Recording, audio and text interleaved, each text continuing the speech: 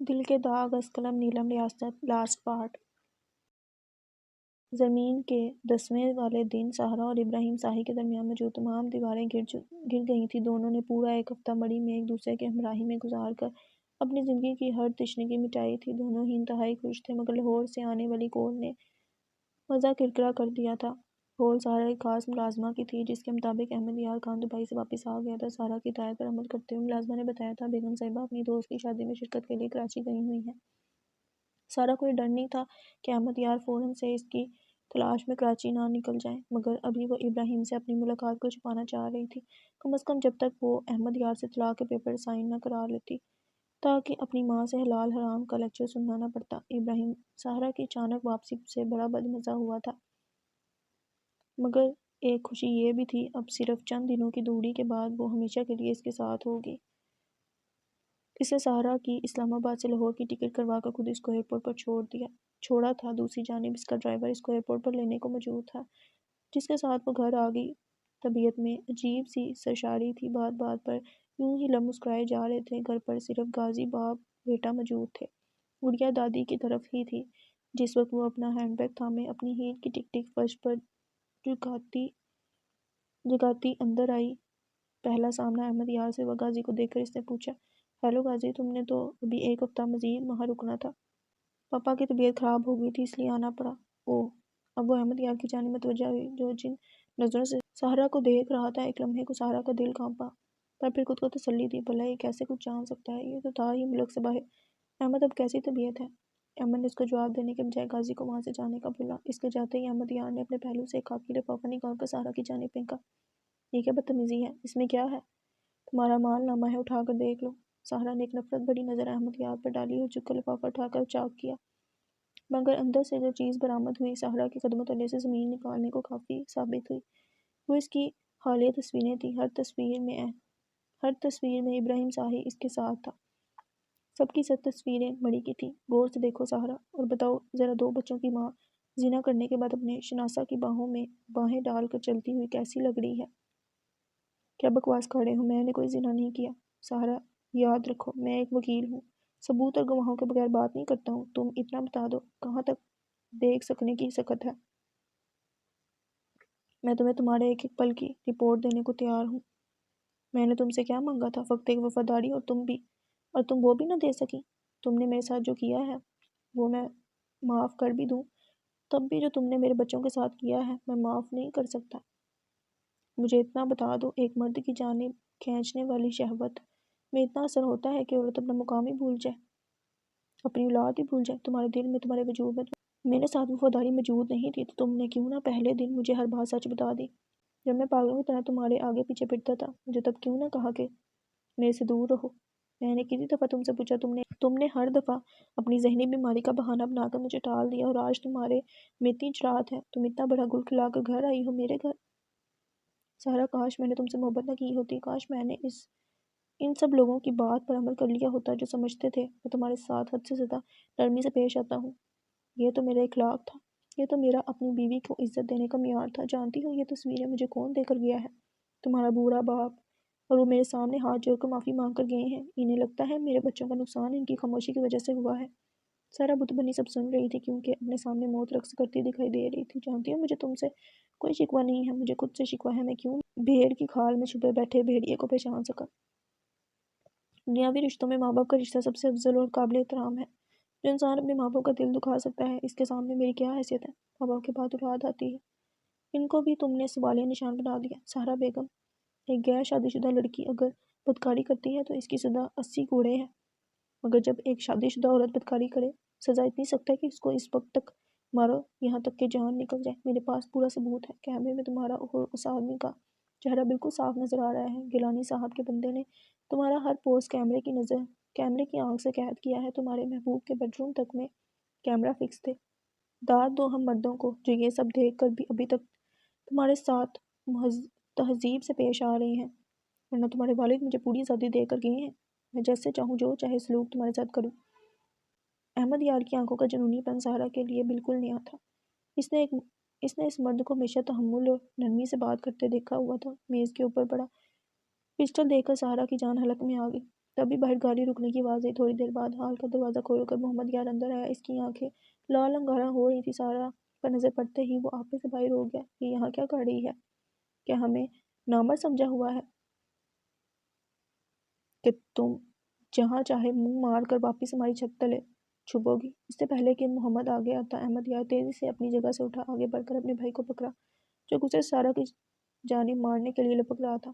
بھائی آج نہیں، آج اس کو مت بچاؤ، یہ ہم سب کو کھا گئی ہے۔ میں آپ سے کہتا تھا اس کو اپنی زندگی سے دفع کر دیں۔ جس عورت کا اپنے میاں کو دیکھ کر موڈ خراب ہو جائے، وہ بیمار ہو جائے، دوسرے لوگوں کے ساتھ کہہ کے مارتی رہے، بیماری کا نام و نشان بھی نہ رہے، ایسی مکار عورت کو بیچ چوراہے لٹکانا چاہیے۔ احمد یار نے بھائی کو مضبوطی سے اپنے گرفت میں جکڑا ہوا تھا۔ سہرا بردار یہاں کھڑے ہو کر تماشا کے دیکھ لیو، اپنے کمرے میں دفع ہو جاؤ۔ خود وہ کسی طرح محمد یار کو قابو کر کے گھر سے باہر لے گیا، گاڑی میں بٹھا کر خود ڈرائیونگ سیٹ پہ بیٹھا۔ اگلے پل گاڑی ڈرائیو وے سے نکل کر سڑک پر جا رہی تھی۔ یہ میری آگ ہے، اسے میں خود ٹھنڈا کر دوں گا۔ میں پہلے ہی اس خاندان کی بدنامی کا باعث بن گیا ہوں، اب میرے کندھوں پر یہ بوجھ نہ ڈالو کہ میرا بھائی میرے گناہوں کی سزا میں جیل کی سلاخوں کے پیچھے جائے۔ میں وعدہ کرتا ہوں سارا کو معاف نہیں کروں گا، تم بھی وعدہ کرو کوئی الٹی حرکت کر کے اپنے پیروں پر کلہاڑی نہیں مارو گے۔ اور محمد کو باپ کے پاس آفس لے جاتے ہوئے سارا راستہ سمجھاتا گیا تھا۔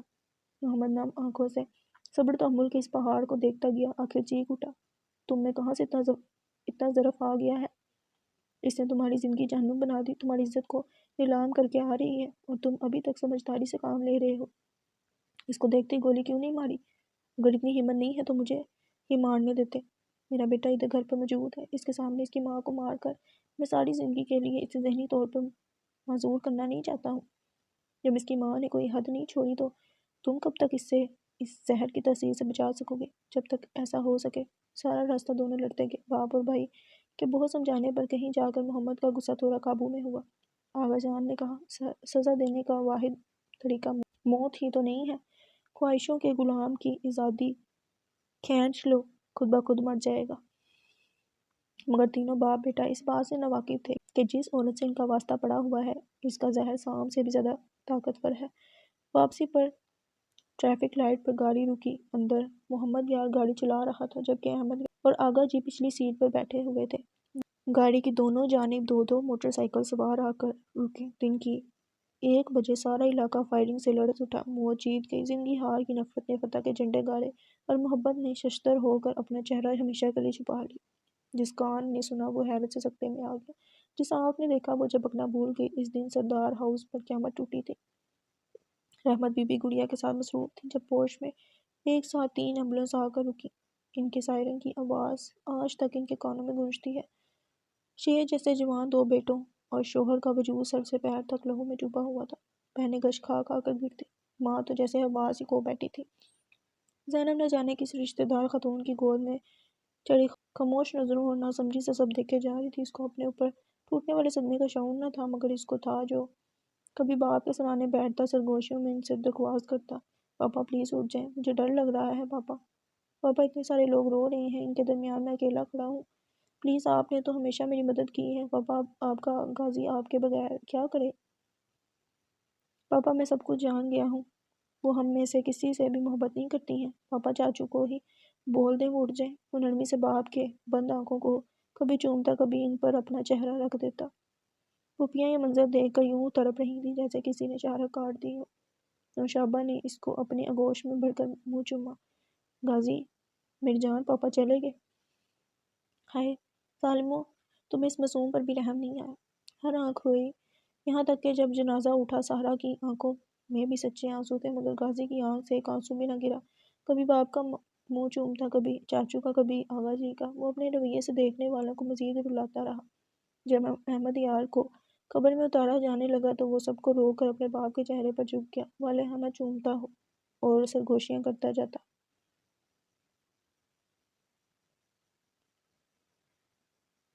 تینوں باپ بیٹوں کو رات کے وقت دفنایا گیا تھا۔ وہ ساری رات غازی نے قبرستان میں ان کے سرانے بیٹھ کر گزاری تھی۔ یہاں ولی اللہ نے پہلی دفعہ اس کو دیکھا تھا۔ اس وقت ولی اللہ کے اپنے زخم ابھی تازہ تھے۔ وہ غازی کی تکلیف سمجھ سکتا تھا، مگر وہ اس 13-14 سالہ بچے کی برداشت پر حیران رہ گیا تھا، جس کی آنکھ سے ایک آنسو بھی نہ بہا تھا۔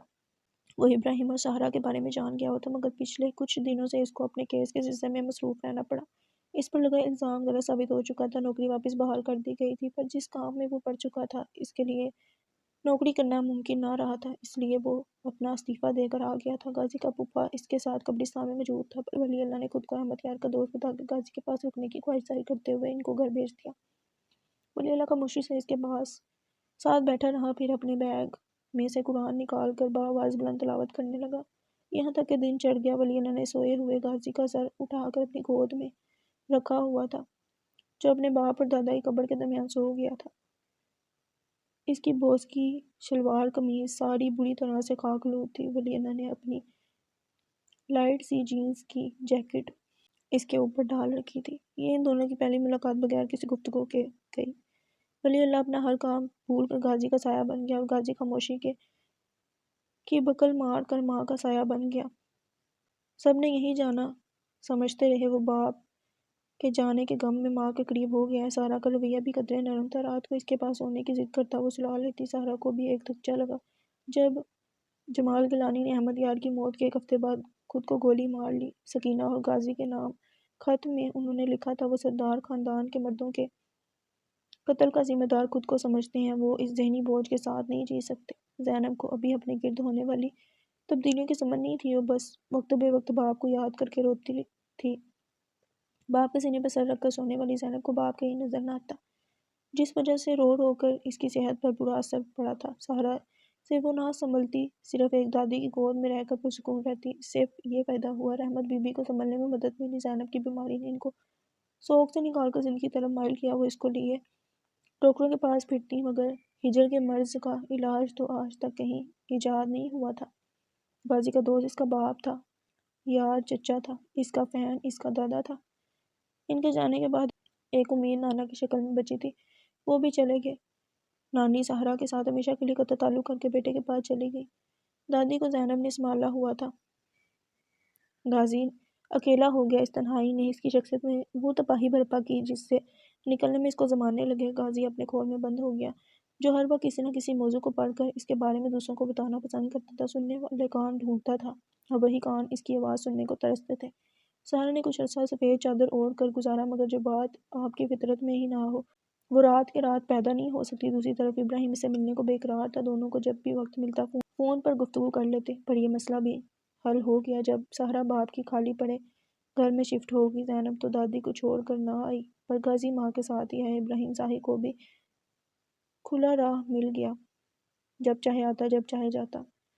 سہرا نے غور کرنے کی کوشش ہی نہ کی کہ آخر غازی اسکول کیوں نہیں جاتا، دن بدن اس کی آنکھوں کے گرد حلقے کیوں بڑھتے جا رہے ہیں، وہ راتوں کو سوتا کیوں نہیں ہے، اتنے ماہ گزر جانے کے باوجود وہ اپنے باپ کے مرنے پر رویا کیوں نہیں ہے، کیا وہ ان کو یاد نہیں کرتا، یا اتنا یاد کرتا ہے خود اپنا آپ کہیں کھوتا جا رہا ہے۔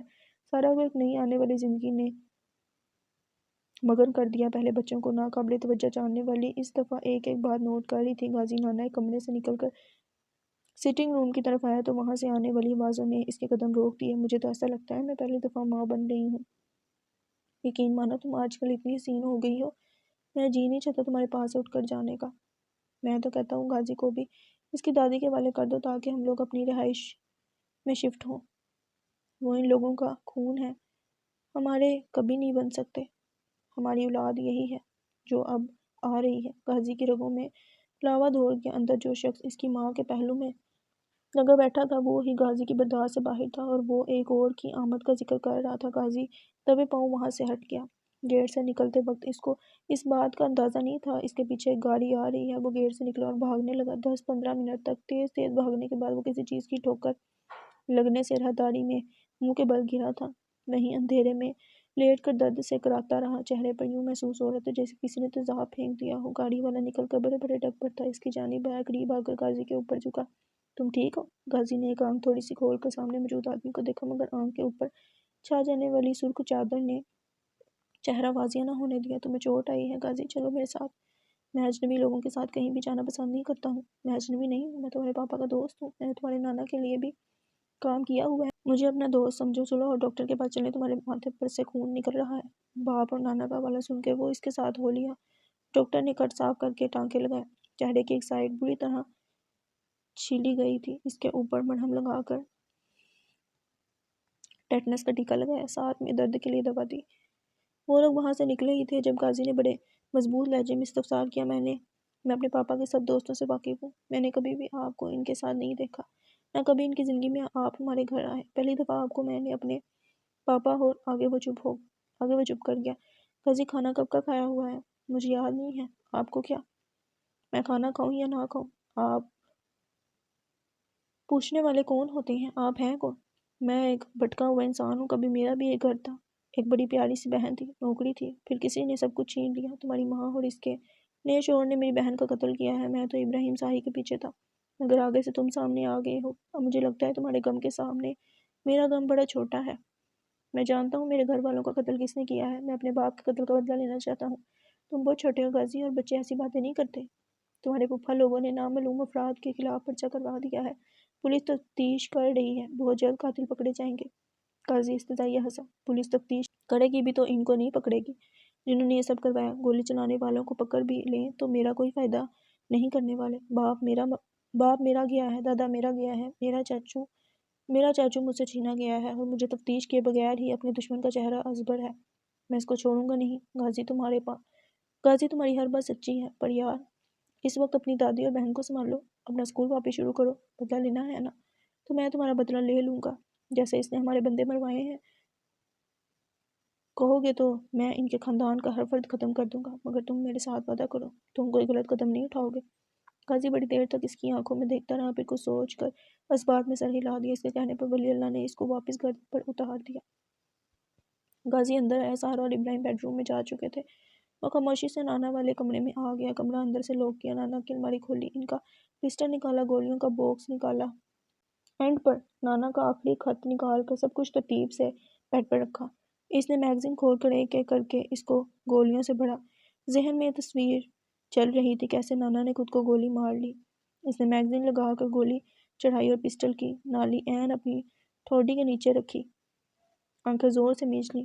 آنکھیں بند کرتے ہی پردے کے پیچھے اس کے باپ کا چہرہ نظر آیا، جاندار ہنستا جاگتا، بیٹے کی کامیابیوں پر فخر سے اس کو دیکھتے ہوئے، گڑیا کو گود میں اٹھا کر پیار کرتے ہوئے، ڈنر کی میز پر سہرا کی بے نیازیوں کو اپنے ہلکے پھلکے لطیفوں سے چھپاتے ہوئے۔ اس نے جیب میں سے باپ کی گھڑی نکال کر اپنے بازو پر باندھی، بازو پتلا اور گھڑی کھلی تھی، اس کی آنکھیں ابھی بھی بند تھیں۔ پسٹل دوبارہ ٹھوڈی کے نیچے رکھ لیا، کیونکہ پولیس رپورٹ کے مطابق نانا نے خود کو گولی اسی زاویے سے ماری تھی۔ اب اس کے چہرے پر بلا کا کرب تھا۔ سامنے پردے پر محمد یار کا چہرہ نظر آ رہا تھا، کرکٹ کھیلتے ہوئے، باغیچے میں ریس لگاتے ہوئے، ٹاپ گیئر دیکھتے ہوئے۔ پھر محمد یار کا چہرہ آغا جی کے چہرے میں بدل گیا، شفیق سے آغا جی، محبت کرنے والے، گھنٹوں بیٹھ کر غازی سے اس کی پسند کے موضوع سننے والے، بی جی کے سامنے بچوں کو ڈانٹ کر بی جی چلانے والے۔ پھر نانا جی آئے، اداس، پریشان، روتے ہوئے، جیسے وہ احمد یار کی وفات پر روئے تھے، جیسے ان کا جوان بیٹا چلا گیا ہو۔ 2-3 گھنٹے اس کو یوں ہی بیٹھے بیت گئے۔ جب گھڑی کی سوئیوں نے رات کے 2 بجائے تو وہ اپنی جگہ سے اٹھ کھڑا ہوا، اپنی قمیض کی جیب میں چابی کی تصدیق کر کے دبے پاؤں ماں کے بیڈ روم کی جانب بڑھ گیا۔ بغیر کوئی آواز پیدا کیے اس نے لوک کھولا، دروازہ ہلکا سا کھلا چھوڑ کر بیڈ کے قریب آیا۔ ابراہیم سہرا کے وجود کو باہوں میں بھر کر ہلکے ہلکے خراٹے بھر رہا تھا۔ غازی نے پوری نفرت سے اسے دیکھتے ہوئے پسٹل کی سرد نالی اس کے ماتھے پر رکھ کر ٹریگر دبا دیا۔ سارا کو یوں لگا جیسے کان کے پردے پھٹ گئے ہوں۔ کتنی دیر تک سمجھ ہی نہ آیا ہوا کیا ہے۔ جب غازی نے مین لائٹ روشن کی تو سہرا نے پھٹی آنکھوں سے بیٹے کی لال آنکھوں کو دیکھا، پھر اس کے ہاتھ میں پسٹل دیکھا۔ جیسے ہی اپنے برابر پڑے بے جان وجود پر توجہ گئی، سہرا کی چیخوں سے سارا گھر بڑھ گیا۔ وہ ہذیانی انداز میں چیختے ہوئے گرتی پڑتی بیڈ پر سے اتر کر کارپیٹ پر بیٹھ کے کانپنے لگی۔ غازی تم نے کیا کر دیا؟ تم ایسا کیسے کر سکتے ہو؟ تم نے ابراہیم کو مار دیا۔ اپنی ناپاک زبان سے میرا نام مت لیں۔ میرے پاپا نے میرا نام غازیان رکھا ہے، اس کا مطلب جانتی ہیں کیا؟ مجاہد، حق کے لیے لڑنے والا۔ اور یہ جو لاش دیکھ رہی ہے نا، یہ میں نے اپنے باپ کے خون کا بدلہ لیا ہے۔ کیا تم پاگل ہو گئے ہو؟ ابراہیم نے تمہارے باپ کو نہیں مارا ہے، وہ تو تم سے بڑی محبت کرتا ہے۔ پلیز ڈاکٹر کو فون کرو۔ غازی نہیں تو یہ یہاں خون بہنے سے مر جائے گا۔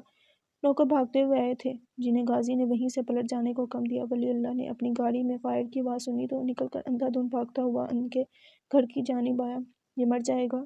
نہیں، مر چکا ہے۔ اور یہ آپ کہہ رہی ہیں کہ قتل ابراہیم نے نہیں کیا؟ یقیناً سچ ہی کہا ہے، کیونکہ قتل ابراہیم نے نہیں، ابراہیم کے بڑے بھائی کے آدمیوں نے کیے تھے، اور یہ سب آپ کے کہنے پر ہوا تھا۔ آپ اس دن اس آدمی کو فون پر رو رو کر یہ بتاتے ہوئے کہ احمد یار آپ کو مارنے لگا ہے، ابراہیم کچھ کرو، یہ لوگ مجھے مار دینے والے ہیں کیونکہ میں نے زنا کیا ہے اور آپ کے وفادار ابراہیم نے میرے گھر کے تمام مرد ختم کر دیے۔ کیا ملا آپ کو مجھ سے میرا باپ چھین کر، اپنا باپ مار کر؟ آج آپ میرے سامنے اس آدمی کے ہونے والی اولاد لیے پھر رہی ہیں۔ اتنے لوگوں کی زندگی سے کھیل کر آپ رات کو اتنی پرسکون سو کیسے جاتی ہیں؟ آپ کو ڈر نہیں لگتا؟ آپ کو شرم نہیں آتی؟ آپ جو کچھ مرضی کرتی، ایک چھوڑ 10 آدمیوں کے ساتھ تعلق قائم کرتی، پر مجھ سے میرا باپ تو نہ چھینتی۔ پاپا کی چارپائی کے نیچے ان کے جسم سے بہنے والے خون کی ایک چھپڑی لگی تھی۔ وہ تازہ خون میری آنکھوں کے سامنے سے نہیں جاتا۔ وہ خون میرا مذاق اڑاتا ہے، کہتا ہے غازی تیری ماں نے تیرے باپ کو اس کے باپ اور بھائی سمیت مروا دیا، آج کے بعد آپ میری ماں نہیں ہیں۔ قیامت والے دن میں اللہ سے پوچھوں گا مجھے ایسی عورت کے بطن سے پیدا کیوں کیا جس میں وفاداری ہی نہ تھی، مجھے ایسی گالی جیسی ماں کیوں دی جو ایک مرد کے نکاح میں رہتے ہوئے دوسرے مرد کا بچہ لیے پھر رہی ہے۔ آپ نے ایک 14 سالہ غازی کے ہاتھ سے کتابیں چھڑوا کر بندوق پکڑنے پر مجبور کر دیا۔ میرے کندھے تو بستے کا بوجھ اٹھانے کے لیے بنے تھے، آپ نے میرے کندھوں پر خون کا بوجھ ڈال دیا، میرا بچپن چھین لیا، مجھے بوڑھا کر دیا۔ عدالتیں آپ کو 10 بار بھی پھانسی دے دیتی، میرے اندر کی آگ نہیں بجھ سکتی تھی جب تک میں اپنے ہاتھوں سے اپنوں کے خون کا بدلہ نہ لیتا۔ غازی یہ کیا کر دیا ہے؟ اب رک جاؤ، لاؤ پسٹل میرے حوالے کر دو۔ ولی پھولی ہوئی سانسوں کے ساتھ وہاں پہنچا تھا، غازی کی جانب بڑھا ہی تھا جب اس نے پسٹل کا رخ ولی کی طرف موڑ دیا۔ یہ ہمارے گھر کا معاملہ ہے، آپ یہاں سے جا سکتے ہیں، اگر ایک قدم بھی میری جانب بڑھایا میں خود کو گولی مار لوں گا۔ وہ سرخ خون ابلتی آنکھوں سے پسٹل اپنی کن پٹی پر رکھ کر چیخا تھا۔ ولی بے اختیار 4 قدم پیچھے ہٹ گیا، دونوں ہاتھ اوپر اٹھا کر غازی کو روکنا چاہا۔ غازی پلیز یار میری بات سن لو۔ مجھے کچھ نہیں سننا، آپ اس عورت کو پیپر پین دیں تاکہ یہ اپنا بیان لکھ سکے۔ ولی نے اپنی جیب سے پین برآمد کیا اور نوکر کاپی لے آیا۔ غازی کسی نہ کسی نے پولیس کو فون کر دیا ہوگا، میری بات مان لو، پسٹل مجھے دے کر یہاں سے چلے جاؤ، آپ میرا وقت ضائع کر رہے ہیں، اگر مزید ایک لفظ بھی بولے تو میں اپنے آپ کو شوٹ کر لوں گا، میری بات کو مذاق مت سمجھنا۔ اس کے بعد ولی بے بسی سے اس کو دیکھتا رہا۔ اس نے سہرا سے بیان لکھوایا۔ میں سہرا جمال اپنے بقائی ہوش و حواس میں یہ اعتراف کرتی ہوں، میرا ابراہیم صاحب کے ساتھ ناجائز رشتہ تھا جس کی خبر میرے شوہر کو ہو گئی۔ جب مجھے اندیشہ ہوا کہ وہ مجھے میری حرکت پر جان سے مار دے گا، میں نے ابراہیم صاحب سے کہہ کر اس کو اور اس کے بھائی باپ کو مروا دیا۔ میرے والد کو یہ سچ معلوم ہو چکا تھا، اس لیے انہوں نے اپنی جان لے لی۔ میں اتنے سارے قتل کرنے اور 4 خاندان تباہ کرنے کے بعد خود کو بھی سزا دے رہی ہوں۔ میں نے ابراہیم کو گولی مارنے کے بعد اپنی جان لی ہے۔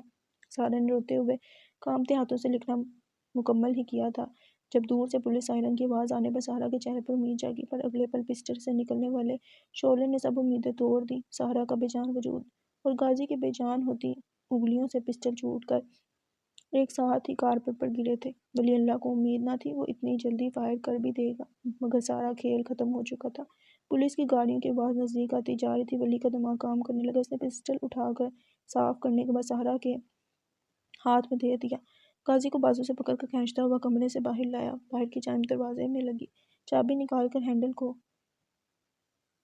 اندر باہر دونوں جانب سے صاف کر کے غازی کو کھینچتا ہوا لے کر گھر سے باہر نکلنے سے پہلے نوکروں پر دھارا، تم میں سے کوئی بھی غازی کا نام نہیں لے گا، سنا تم نے؟ غازی یہاں تھا ہی نہیں، وہ کل کا اپنی دادی کے پاس ہے۔ تقریباً غازی کو گھسیٹتے ہوئے گاڑی تک لایا، اس کو اندر بٹھانے کے بعد سیکنڈوں میں گاڑی وہاں سے نکال لے گیا۔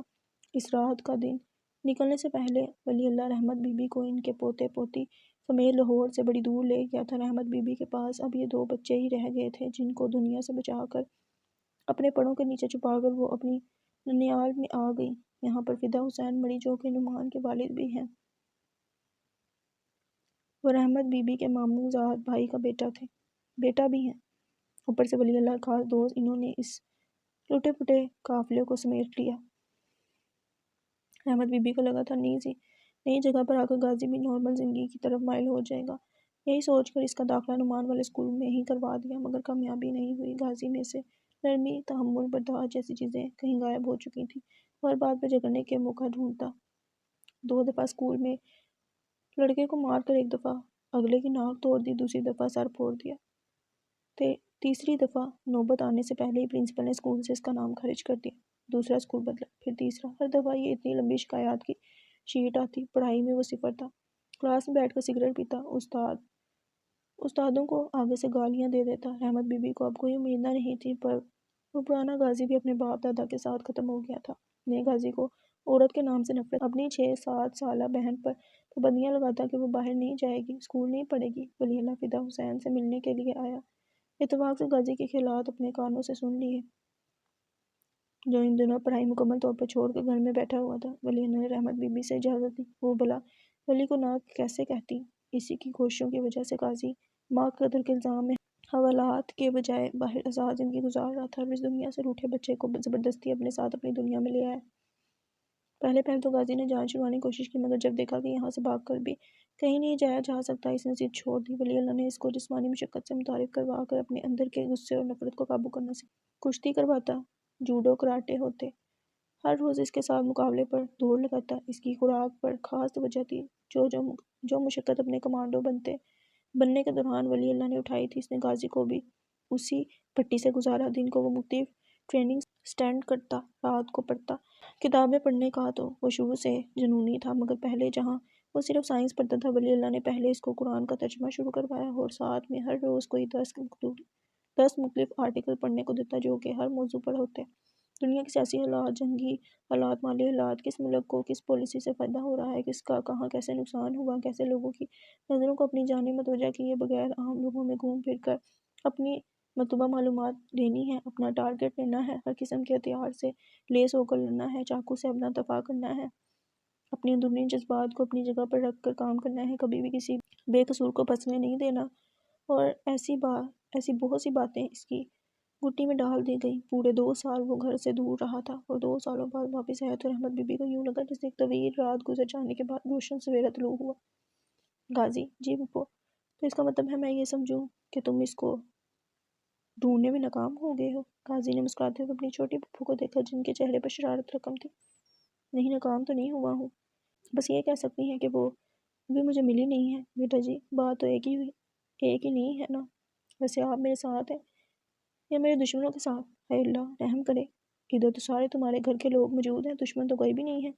ارے میری بھولی ماں، یہ سارے کے سارے میری بیوی کو میرے خلاف ورگلا کر دور کرنے والے ہیں، اور نہیں تو یہ اپنی بھتیجی سے پوچھ لیں، اس کو علم ہے وہ کدھر ہے، پر مجال ہے جو مسز ابی کو شرم آ جائے۔ ایکسکیوز می مسٹر غزان خان، بے شرموں کے منہ پر شرم کی بات ذرا جچتی نہیں ہے۔ پاس بیٹھی زینی نے ادھر ہی حساب بے باک کر دیا۔ بڑے بھائی کے ساتھ زبان درازی خود کر دی، اور پھر بے شرم بھی میں ٹھہرا۔ باؤ، تمہارے کیا کہنے ہیں؟ میرا بھائی؟ کون سا بھائی؟ میرا بھائی جو ہے، اس کو میں نے وقتی طور پر چھوڑ دیا ہوا ہے۔ جب تک کہ وہ میری بھابھی سے معافی مانگ کر اس کو منا نہیں لیتا، تب تک وہ میرا بھائی نہیں ہے۔ دیکھ رہی ہیں پھپھو، میرے خلاف یہ سازش چل رہی ہے۔ یہ چاہتی ہیں میں مرد ہو کر ایک عورت کے سامنے اپنی ناک رکھوں۔ ویسے زینی، آپس کی بات ہے، تم اس پنک فراک میں بالکل گڑیا لگ رہی ہو۔ تمہارا تو آج کل اس کے ساتھ روز کا رابطہ ہے۔ اس کے پاس نمبر کون سا ہے، ملکی یا کوئی غیر ملکی؟ اس کی بات پر زینب پھپھو کے لبوں پر مسکراہٹ دوڑ گئی۔ مسٹر چارمنگ، تم چاہے جتنے مرضی مسکے لگا لو، اس کا نمبر میں تمہیں کبھی نہیں دوں گی۔ تم نے ہم سب کو پاگل بنایا، سب سے سچ چھپایا، تمہاری وجہ سے اس نے ہم سب کو چھوڑ دیا، کیونکہ وہ سمجھتی رہی ہم لوگ جانتے تھے، اور میرے شوہر نے سب کی جانب سے صفائیاں دے دے کر اس کا دل صاف کیا ہے، تب کہیں جا کر اس نے مجھ سے بات کی ہے۔ تمہاری وجہ سے میری اتنی پیاری دوست بچھڑتے بچی ہے، یار بچھڑ کر بھی اس نے کہاں جانا ہے، آنکھیں بند کر کے آتی، اس نے میرے ساتھ ہی ہونا ہے۔ اب تم لوگوں نے اس کو شیئر کر دیا ہے، میرے کنٹرول سے باہر ہو ہی پڑی ہے۔ تمہارا علاج ہی یہی ہے، اچھا ہو رہا ہے، بہت ہی اچھا ہو رہا ہے۔ ایک ہاتھ میں فروٹ چاٹ کی پلیٹ لے کر آیا، جو زینی کو پکڑا دی۔ غازی کو تو تپ ہی چڑھ گئی۔ 9 ماہ ہوئے ہیں تمہاری شادی کو، اور تم نے اپنی بیوی کو کھانے کھلا کر موٹا کپا بنا دیا ہوا ہے۔ کچھ اس کا قد ویسے ہی چھوٹا ہے، ورک آؤٹ کرتے بھی میں نے اس کو ایک دفعہ نہیں دیکھا، پوری گیند بنی ہوئی ہے۔ زینی مزے سے چمچ بھر کر منہ میں رکھتے ہوئے بولی، یہ اجنبی انسان، ہمارے گھر کے معاملات میں دخل دینے سے گریز کرو، اور خبردار جو میرے شوہر کو انڈر پریشر کرنے کی کوشش کی۔ ویسے بھی لمبا ہو کر میری عقل تمہاری طرح گھٹنوں میں ہی جانی تھی۔ زینی، تم نے مجھ سے پٹنا ہے، ہاتھ بھی لگا کر دیکھو، تمہاری بیوی میرے شوہر کی بہن ہے، ہم اپنی لڑکی واپس بلوا لیں گے۔ بی بی جی، لڑکی میرے حوالے کرو گے تو واپس کروں گا۔ وہ میں بھول گئی، وہ تو خود ہی تمہارے ساتھ رہنا نہیں چاہتی، اس کی تو ایسی کی تیسی۔ پھر تم اپنے سالے کے ساتھ اس کی بہن کو ایسے بول رہے ہو؟ ابھی کیا تم میرے سالے ہو؟ جی سر۔ سر کس کو بول رہے ہو نامعقول؟ آپ کو سر۔ اور سر، میری مسز بالکل بھی موٹی نہیں ہے، وہ دراصل آپ ماموں بننے والے ہیں۔ زینب نے اپنا سر پیٹ لیا۔ پھپھو ہنس ہنس کر دوڑی ہو رہی تھی، جبکہ غزان سوالی نظر سے کبھی زینب کو دیکھتا کبھی پھپھو کو۔ کیا یہ سچ کہہ رہا ہے؟ تو اور کیا جھوٹ کہے گا؟ کیا تم پہلے سے نہیں جانتے ہو؟ پھپھو کے کہنے پر اس نے منہ بنایا۔ بس دیکھ لیں، میری کیا حیثیت ہے، اکلوتا ماما ہوں اور مجھے ہی کسی نے نہیں بتایا۔ اس نے اپنی جگہ سے اٹھ کر ابی کو گلے لگا کر مبارکباد دی تو وہ معصومیت سے بولا، سر اب تو چند دن ہی رہ گئے ہیں، پھر اپنے بھانجے کو لائیو پکڑ کر ہی مبارکباد دے دیجیے گا۔ وہ خوشی سے سر ہلاتے بولا، یہ بھی کر لیں گے یار، بھانجے کو آنے تو دو ذرا۔ آگے بڑھ کر بہن کی پیشانی چوم کر دعا دی۔ زینب کی آنکھیں بھر آ گئیں۔ میرا بیٹا سب سے پہلے اپنی اکلوتی مامی کو دیکھنا چاہتا ہے، لہٰذا ان کو ڈھونڈ کر لائیں۔ یہ تم سے تمہارے بیٹے نے کہا ہے؟ کوئی شک ہے؟ نہیں بھائی، آخر تمہارا بیٹا ہے، کچھ بھی کہہ اور کر سکتا ہے۔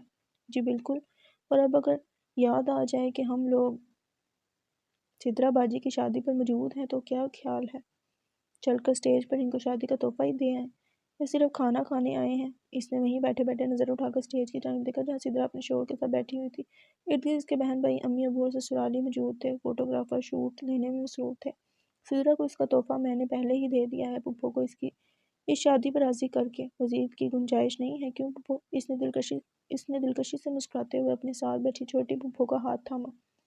یہ بات سچ ہے غازی، بیچ میں نہیں آتا تو نوشابہ آپا نے کبھی بھی سدرا کی شادی اس کے کلیگ کے ساتھ نہیں کرنی تھی۔ حالانکہ ماضی میں برادری کی شادیوں کے ہم نے اتنے بڑے بھگتان بھگتے ہوئے ہیں، پر آپا کی سوئی آج کے دور میں بھی ادھر ہی پھنسی ہوئی ہے۔ بیٹے کی شادی بھتیجے سے ہی کرنا چاہتی تھی، چاہے بعد میں دونوں ہی ساری عمر ایک دوسرے سے بھاگتے رہتے۔ بچوں کی شادیاں ان کی رضا سے ہی کرنی چاہیے۔ میرے غازی کو تو اتنی پیاری بیوی ملی ہوئی ہے۔ سالے کو دیکھ کر جو پہلی سوچ میرے دماغ میں آئی تھی، اللہ نے وہی سچ کر دی۔ غازی تم اس رشتے سے راضی تو ہو نا؟ جواب غازی کے بجائے رحمت بی بی کی جانب سے آیا تھا، جو ابھی آ کر ان لوگوں کے میز پر بیٹھی تھی۔ بھلا اب اس سوال کی کیا تک بنتی ہے؟ اگر یہ خوش نہیں تھا تو نکاح ہی نہ کرتا۔ پہلے ہی اس نے میری بیٹی کو اتنا تنگ کیا ہے، مزید کوئی غلط بات برداشت نہیں کروں گی۔ مرد کا فرض ہے عورت کو محبت، عزت، تحفظ دینا۔ اگر یہ سب نہیں کر سکتا تو اس کو چھوڑ دے، میں اس کے لیے کوئی قابل لڑکا ڈھونڈ لوں گی۔ غازی سنجیدگی سے سر جھکا کر خاموش بیٹھا رہا، جبکہ رحمت بی بی کی اپنی بیٹی بولی، اماں یہ جانتے ہوئے بھی کہ وہ آپ کے دشمن کی بیٹی ہے، آپ اس کو غازی پر اہمیت دے رہی ہیں؟ اس بیچاری نے کون سا ماں یا باپ کے ساتھ زندگی گزاری ہے؟ میرے لیے وہ ولی اللہ کی بیٹی ہے۔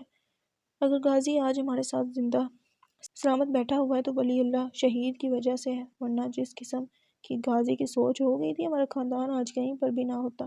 اس اللہ کے نیک نور نے نہ جانے کتنے ڈوبتے ہوئے کو تیرنا سکھایا ہے۔ اس کی نیکی کا بدلہ میں تو کبھی بھی اس صورت میں نہ دوں گی کہ جس بچی کو وہ سب سے زیادہ چاہتا تھا، میں اسے کسی قسم کی اذیت دوں۔ سالے میری بہو ہے، اس کو وہی عزت مقام ملے گا جو اس کا حق ہے۔ کیوں غازی، کیا تمہیں میری کسی بات سے اختلاف ہے؟ غازی نے کانوں کو ہاتھ لگایا، میری بھلا اتنی جرات؟ ساتھ ہی زینی سے مخاطب ہوا، مسز عبید ذرا اپنا فون تو دو، سب موجود ہیں، ایک یادگار سی سیلفی ہو جائے۔ تمہارے فون کا رزلٹ سب سے اچھا ہے۔ زینی نے بیگ میں سے فون نکال کر اس کے حوالے کر دیا۔ اسکرین آن کرنے کے بعد کیمرہ کھولا، 2-4 گروپ سیلفیاں لے کر فون زینب کو واپس کر دیا۔ اپنی گھڑی کی جانب ایک نظر ڈال کر بولا، اچھا جی، مجھے اجازت، شام کو یا پھر کل گھر پر ملاقات ہوگی، اللہ حافظ۔ وہ چلا گیا، پر ابھی زینب کی جانب دیکھ کر نظر سے مسکرا رہا تھا۔ زینب نے نوٹ کرنے کی بعد وجہ پوچھی تو ابیک نے مسکراتے ہوئے کہا، گھر جا کر بتاؤں گا، کیونکہ اب وہ زینب کو بتاتا کہ تمہارا بھائی سیلفی لینے کے بہانے تمہارا فون لے کر بدلے میں کوئی اور فون دے گیا ہے، جبکہ بہت جلد زینب کو خود ہی پتہ لگ جانا تھا یہ اس کا فون نہیں ہے۔ کاشف تم گھر گئے ہوئے تھے؟ جی سر۔ تمہارے والدین خیریت سے تھے؟ جی سر، سب خیر ہے، نئی جگہ پر وہ اچھے سیٹ ہو گئے ہیں۔ میری والدہ کہہ رہی تھی 1-2 رشتہ کروانے والوں سے رابطہ کیا ہے، بہنوں کی شادی جلد کر دینا چاہتی ہیں، اور مجھے دوبارہ سے اپنی ٹانگوں پر چلتا دیکھ کر ان کو یقین نہیں آیا تھا۔ آپ لوگوں کو بہت دعا دیتے ہیں، ان کی مہربانی ہے۔ تم مجھے یہ بتاؤ آگے کیا کرنا ہے؟ سر میں آپ کے ساتھ ہی رہنا چاہتا ہوں، مجھے کہیں اور نہیں جانا ہے، یہاں ہر وقت جان ہتھیلی پر رکھ کر چلنا پڑتا ہے۔ سکندر یہ کام آسان نہیں ہے۔ میں دیکھ چکا ہوں سر، مجھے قبول ہے۔ تبھی نعمان اندر آیا اور غازی کے برابر بیٹھتے ہوئے ایک فائل اس کی جانب بڑھی، تمہارے ساتھ دل تو کرتا ہے پکا والا ناراض رہوں، پر کام کے لیے بلانا پڑتا ہے۔ غازی نے ہنستے ہوئے فائل تھامی، دانت مت نکالو، انتہائی فضول لگ رہے ہو کمینے۔ میرے سامنے کیسے ڈرامہ کرتا رہا؟ بہن ہوگی تیری، میری تو نہیں ہے، مجھے تبھی سمجھ جانا چاہیے تھا۔ اتنا بڑا ایکٹر ہمارے گھر میں ہے، مجھے علم ہے تمہیں غصہ میرے پر نہیں اپنے آپ پر ہے۔ کہ کیوں نہ تم میرا جھوٹ پکڑ سکے۔ بیٹا رشتے میں ہم تمہارے باپ ہوتے ہیں۔ نعمان نے کشن اٹھا کر اس کو مارنا شروع کر دیا جو فل موڈ میں ہنستے جا رہا تھا۔ سر میں آج کل ایک بات پر غور کر رہا ہوں۔ گاڑی گاؤں سے دور کھڑی کر کے کھیتوں کی منڈیوں سے ہوتے ہوئے اس وقت وہ دونوں لمبی لمبی گھاس میں سے پیدل چلتے ہوئے جا رہے تھے۔ گھر نزدیک آ گئے تھے۔ کس بات پر؟ دیکھیے وہاں پر میں اکیلا تو نہیں تھا۔ کہاں پر؟ ادھر ہی راہیل کے گھر پر۔ اوہ اچھا تمہاری سسرال؟ وہ غور سے ایک سر وہ میری سسرال ہرگز بھی نہیں ہے۔ پر یار تم نے ان کے لڑکی سے شادی کی ہے، شادی نہیں نکاح کیا ہے۔ وہ بھی اگر آپ میری پوری بات سن لیں تو میں عرض کر رہا ہوں۔ آگے خاموشی چھا گئی۔ تھوڑے وقفے کے بعد بولا ادھر معاملہ کیا ہے؟ معاملہ بڑا سیدھا ہے چودھری عنایت نے 15 سال پہلے جب اس کے بچے چھوٹے چھوٹے تھے اور وہ خود شہر میں نوکری کرتا تھا تب اس نے اپنی 25 ایکڑ زمین اپنے چچا کے بیٹے کو ٹھیکے پر دی ہوئی تھی جو پہلے ٹھیکہ دیتا رہا ہے۔ اس کے ساتھ مخلص بھی تھا مگر جب اس کے 4 بیٹے جوان ہوئے ہیں انہوں نے ٹھیکہ دینا بند کر دیا۔ جب عنایت نے اپنی زمین واپس مانگی انہوں نے کہا زمین کے مالک تم نہیں ہم ہیں۔ جعلی کاغذات تک لا کر دکھا دیا۔ اب عنایت نے اپنی اصلی کاغذات دکھا کر وکیل سے مشورہ کر کے ان لوگوں پر کیس کر دیا ہے۔ اس کے بعد انہوں نے اس کو دھمکی دی ہے کیس واپس لے کر زمین واپس ہمیشہ کے لیے ہمارے نام لکھ دو ورنہ اپنی بیٹی کی عزت بھول جاؤ۔ 1 ہفتے کا نوٹس دیا ہے۔ اگر ان کی بات نہ مانی گئی تو وہ اس کی بیٹی کو اٹھا کر لے جائیں گے۔ عنایت کے بیٹے ابھی چھوٹے ہیں، بیٹیاں بڑی ہیں۔ وہ شریف آدمی نوکری سے ریٹائر ہوا تو یہ تسلی تھی زمین اپنی ہے، گزارا ہو جائے گا۔ زمین تو جا ہی رہی تھی، اب عزت سنبھالنی بھی مشکل ہو گئی ہے۔ دوسری پارٹی اپنے آپ کو بہت بڑا بدمعاش گردانتی ہے۔ ہمیں بس ان کی پہلوانی دیکھ کر آنی ہے اور اوقات یاد کروانی ہے کہ ہڈیاں وغیرہ سینکنی ہیں۔ فی الحال ٹریلر دکھا کر سمجھانا ہے، اگر بات دماغ میں نہ بیٹھی تو پھر جو بھی کرنا ہوا کریں گے۔ یعنی بڑا مزہ آنے والا ہے؟ ہاں کہہ سکتے ہو۔ مطلوبہ مقام پر پہنچ کر 2 نقاب پوش لوگوں نے دیوار پھیلا کر انٹری ماری۔ مختلف کمروں میں سوئے ہوئے 5 افراد کی تصدیق کرنے کے بعد ان کو ایک کمرے میں جمع کیا۔ 2 نوجوانوں نے سرہانے رکھا، اسلحہ نکالنا چاہا مگر وہاں پرزہ کھلا ملا جس نے آگے سے گالیاں دینی شروع کی۔ 2 الٹے ہاتھ کے لپڑ اس کی بولتی بند کروا گئے۔ وہ لوگ جتنے بھی ہوشیار بنتے یا خود کو سمجھتے ٹرینڈ لوگوں کی پھرتی اور مہارت تو نہیں رکھتے تھے۔ قاضی اپنا کام کر چکا تو ولی اللہ نے بولنا شروع کیا۔ میں گھما پھرا کر بات کر کے تم لوگوں کا اور اپنا قیمتی وقت برباد کرنا نہیں چاہوں گا۔ عنایت اللہ کی زمین چھوڑ دو اور اگر آج کے بعد ان کی بیٹیوں پر گندی نظر ڈالی یا دھمکی دی تو یاد رکھنا اسی کمرے میں تم 5 باپ بیٹوں کے ختنے دوبارہ سے کر کے جاؤں گا۔ اس کے بعد کسی عورت سے تو دور خود اپنے آپ سے نظر ملاتے شرماؤ گے۔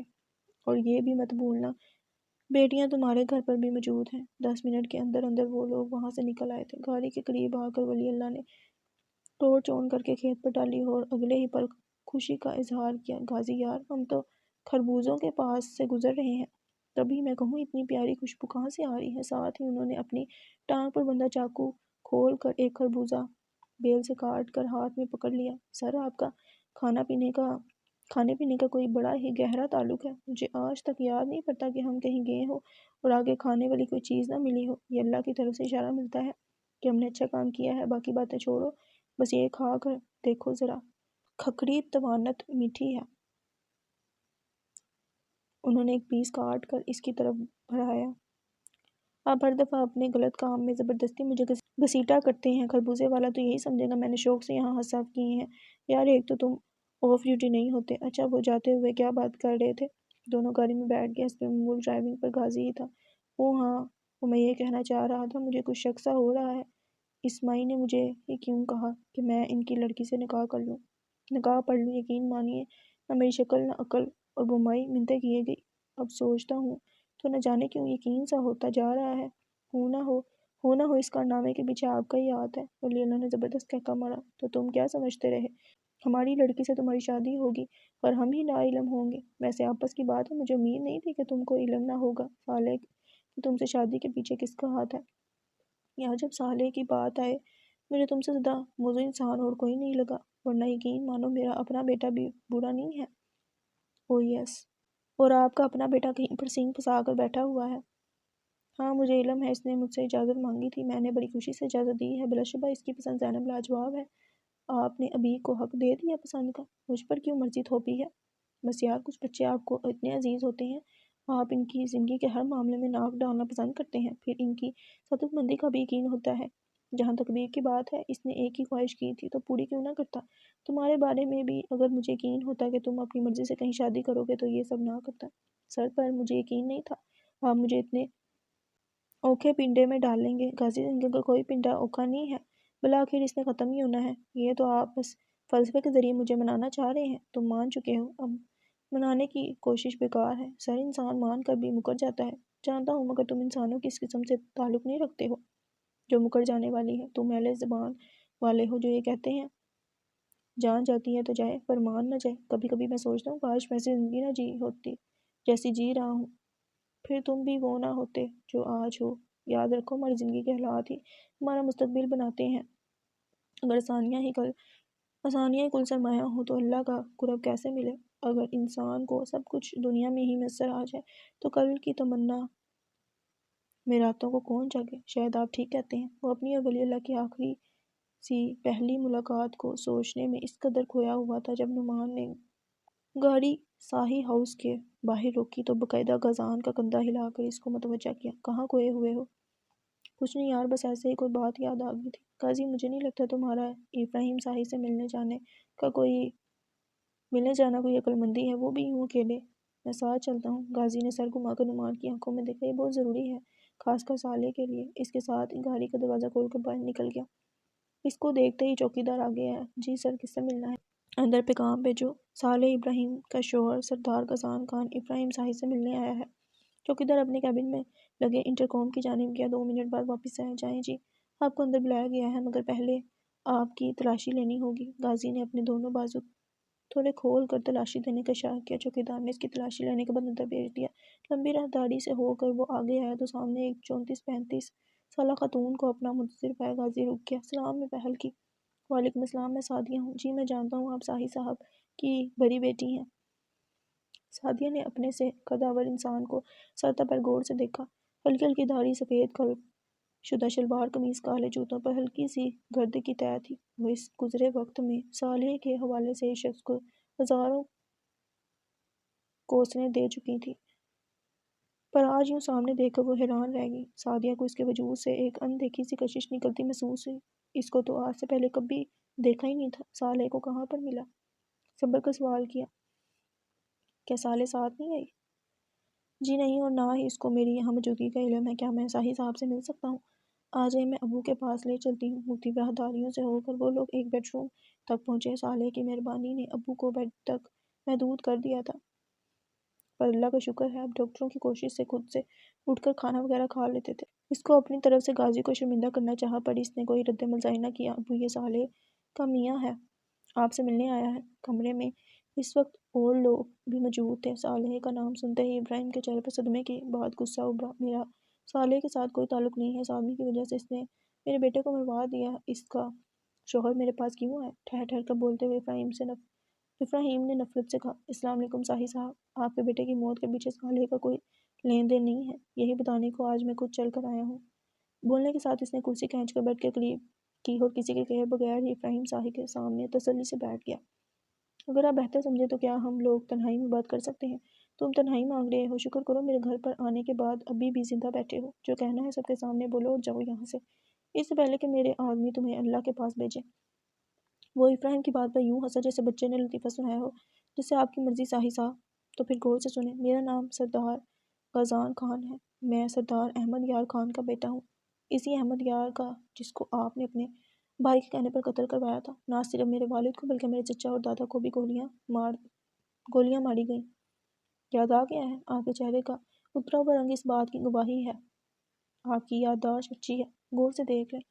میں سردار خان کا خون ہوں، جس خاندان کے سبھی مرد آج سے 15 سال پہلے آپ نے دن دہاڑے مروا دیے۔ میں وہ بچہ ہوں جس کے بے قصور باپ کو اس سے چھین لیا گیا، اور چھیننے والے آپ تھے۔ یقین مانیے صاحب، اگر آپ کو اس میں حصہ نہ ہوتا تو ابراہیم کو مار دینے کے بعد میرے اندر کی آگ بجھ جاتی، مگر ایسا نہیں ہوا۔ اس وقت میں کمزور تھا، آپ طاقتور تھے، اس لیے مجھے بڑے سال صبر کرنا پڑا تاکہ آپ کا بیٹا جوان ہو۔ تو میں اس کو مار کر آپ سے پوچھوں کہ اب تمہیں احساس ہوا جب زندہ سانس لیتے ہوئے انسان کی رگیں کاٹ دی جائیں تو وہ کس تکلیف سے گزرتا ہے؟ تو تمہارے باپ کو میں نے نہیں مروایا تھا؟ ابراہیم کی شکل ہارے ہوئے سپاہی سی تھی اور کمرے میں موجود دوسرے لوگوں کو جیسے سانپ سونگھ گیا تھا۔ میں جب یہ کہوں صاحب تو میرا یقین کریں، اگر آپ کا اس معاملے سے تعلق نہ ہوتا میں آپ کا بال بھی واقع نہ کرتا۔ آپ کے آدمی نے سب سچ بتا دیا تھا۔ وہ کیا ہے نا ساہی صاحب، لالچ بڑی بڑی بلا ہے۔ زر ہو زن ہمیشہ تباہی کا ہی سامان بنتی ہے۔ تمہاری دشمنی مجھ سے تھی، پھر مجھے مارتے میرے بیٹے کو کیوں مارا؟ کیا آپ اپنے آپ کو اس وقت زندوں میں شمار کر رہے ہیں؟ نہیں نا، بالکل ایسا ہی میرے ساتھ ہوا تھا۔ میں آج بھی جب ہر صبح اٹھتا ہوں تو مجھے ایسے ہی درد ہوتا ہے جیسے آج ہی میں یتیم کیا گیا ہوں۔ 15 سال گزر جانے کے باوجود میرے زخم بالکل ہرے ہیں، جن سے آج بھی خون رستا ہے۔ آگ لگانا بڑا آسان ہے ساہی صاحب، مگر اس کی آگ کو ٹھنڈا کرنے میں نسلیں ضائع ہو جاتی ہیں۔ اب آتے ہیں اس لڑکی کی طرف جس کی وجہ سے میں یہاں ہوں۔ میں نہ تو قرآن پر ہاتھ رکھوں گا، نہ بڑی بڑی قسمیں کھاؤں گا۔ اگر آپ کو یقین کرنا ہے تو کریں، مگر حقیقت یہی ہے صالح اور میرا نکاح سے پہلے کیا نکاح کے بعد بھی آپس میں کوئی تعلق نہیں ہے۔ یہ رشتہ صرف ولی اللہ صاحب کی خواہش کا نتیجہ ہے۔ صالح کا ماموں ہونے کی حیثیت سے انہوں نے اپنا حق استعمال کیا ہے۔ اب اگر آپ کو صالح کو نقصان پہنچانے کا سوچ کر اس کی تلاش میں نکلنا ہے تو یاد رہے وہ میری ذمہ داری ہے اور وہ بے قصور ہے۔ پچھلے حساب برابر ہوئے صاحب صاحب، مگر یہ جنگ آگے بڑھانے کی خواہش جاگی تو 101 دفعہ سوچیں گا۔ میرے پاس تو کھونے کو کچھ بھی نہیں ہے، جو خزانہ تھا اسے تو سالوں پہلے گوا چکا ہوں۔ اب میں نڈر ہو بے باک ہوں اور جو رشتے میرے ذمہ ہیں ان کی حفاظت کرنا بھی جانتا ہوں۔ آپ کو خیر سگالی کے طور پر اپنی طرف سے ایک تحفہ دینا چاہتا ہوں۔ آپ کے بیٹے نے ایک خفیہ شادی کر رکھی تھی۔ اس نے جیب میں سے ایک چٹ نکال کر صاحب کے سامنے بیڈ پر رکھی۔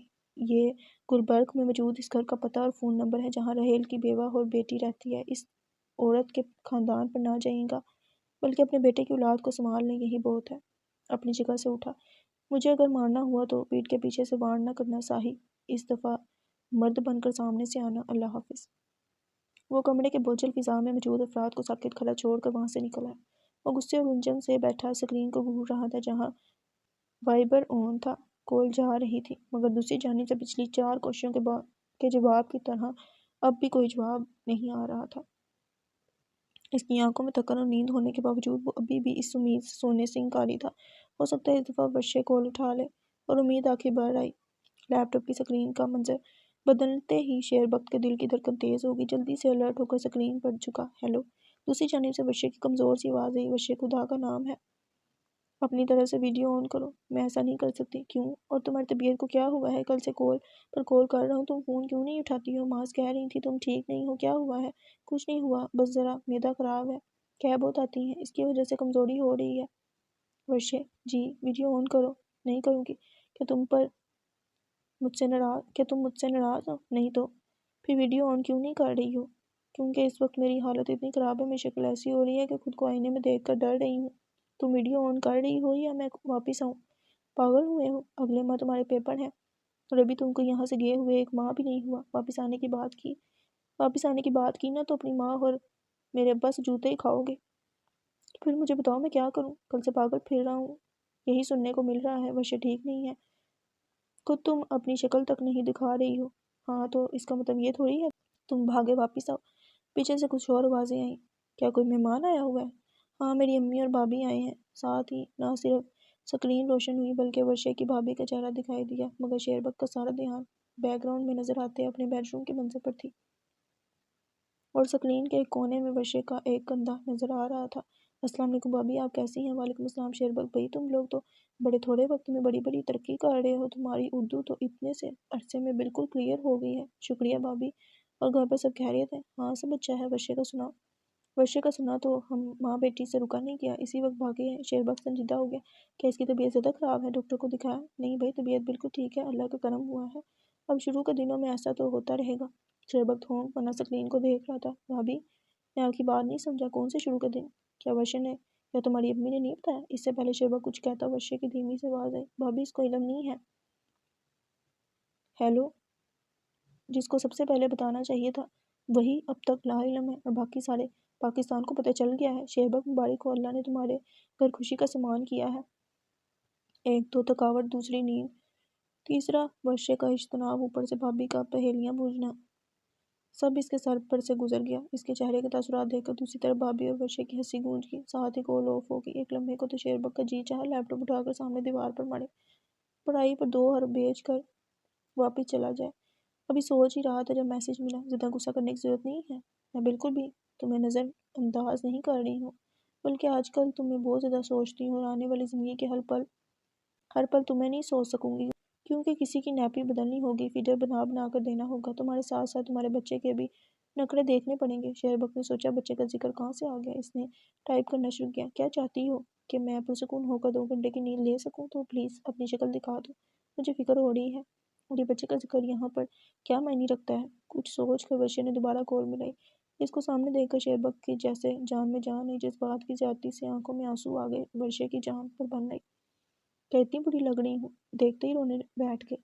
آستین سے چہرہ رگڑتے ہوئے اس نے نفی میں سر ہلایا۔ تو پھر ورشے مجھے تم سے محبت ہو گئی ہے، بڑی شدید والی۔ تمہیں دیکھے بغیر، تم سے بات کیے بغیر ایک دن تک گزارنا دشوار ہو جاتا ہے۔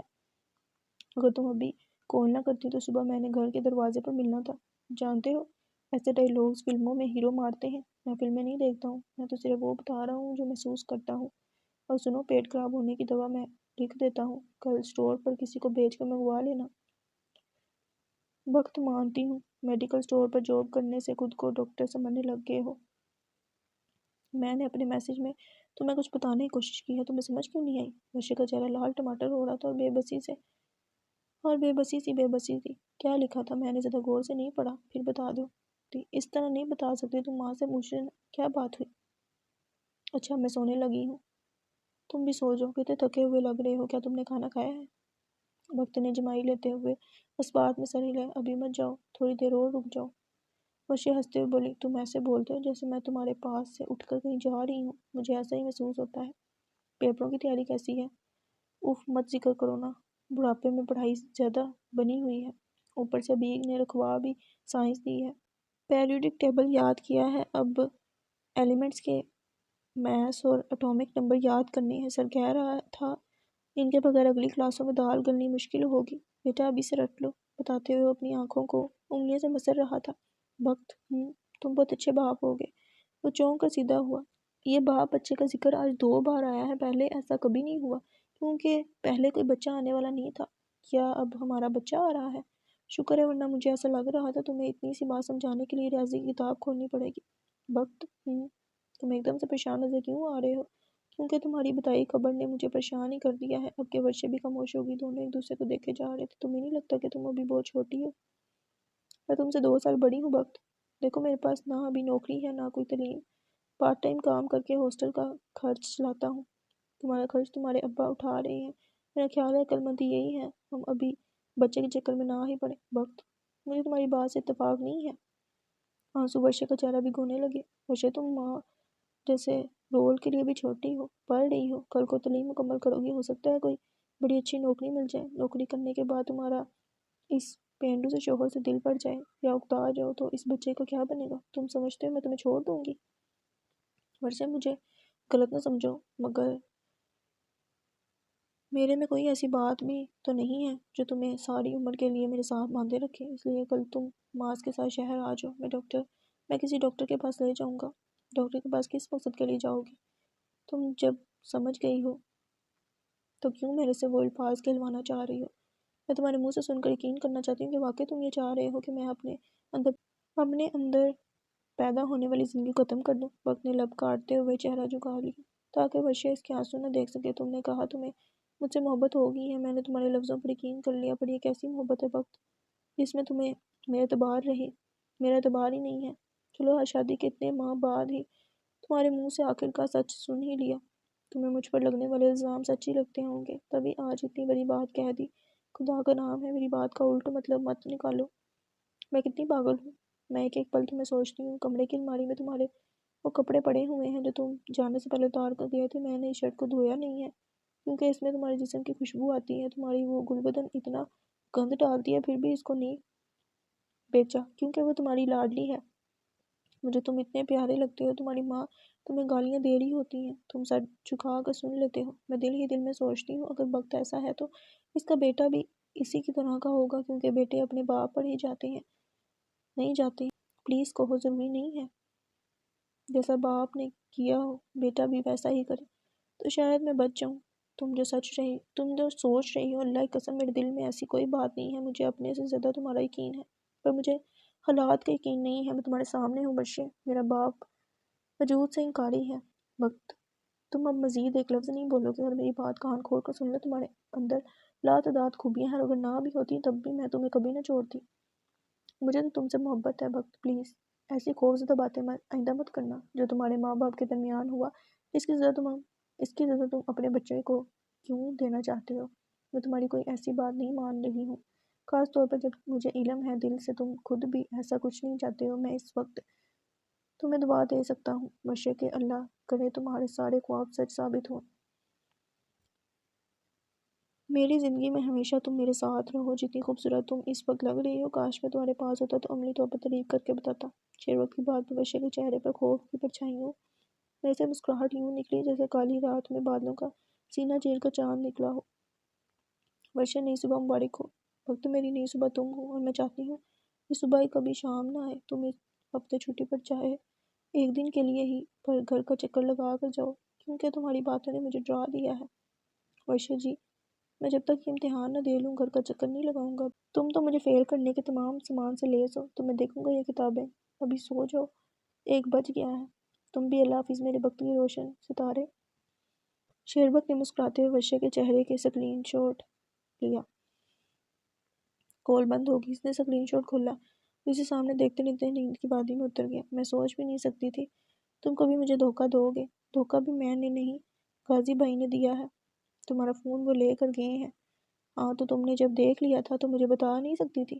میں دل نہیں مانا۔ میں چاہتا ہوں غازی بھائی اب صالح بہن کو منا کر لے آئیں۔ ہاں تمہارے غازی بھائی کے جانے کی دیر ہے۔ صالح تو جیسے اس کے انتظار میں بیٹھی ہوئی ہے نا، اس کا نام تک سننا پسند نہیں کرتی ہے۔ یہ تو اچھی علامت ہے۔ بیک تمہاری ساری ڈکشنری ہی الٹی ہے۔ میں کہہ رہی ہوں غازی کا نام تک سننا پسند نہیں کرتی اور تم کہہ رہے ہو یہ اچھی علامت ہے۔ بھائی غیروں سے کون ناراض ہوتا ہے؟ جہاں تعلق ہو وہیں ناراضگی دکھائی جاتی ہے۔ تم شادی کے بعد کچھ زیادہ سیانے نہیں ہو گئے ہو؟ میں شادی سے پہلے بھی سیانا ہی تھا، بس میڈم نے کچھ کبھی غور نہیں کیا۔ کون سی میڈم نے؟ میڈم سوجا نے۔ اچھا اگر تم اپنے بھائی بھابھی کی فکر سے چند پل کو آزاد ہو تو ذرا مجھے بتا دو بیبی روم میں رنگ کون سا کرنا ہے؟ ابھی میرا خیال ہے ہم نے بلو رنگ پر اتفاق کیا ہے۔ یار بلو رنگ لڑکوں والا ہے۔ زینب میں برداشت کا مادہ آج کل بالکل صفر چل رہا تھا۔ بحث ہی نہیں کمرہ بھی چھوڑ گئی۔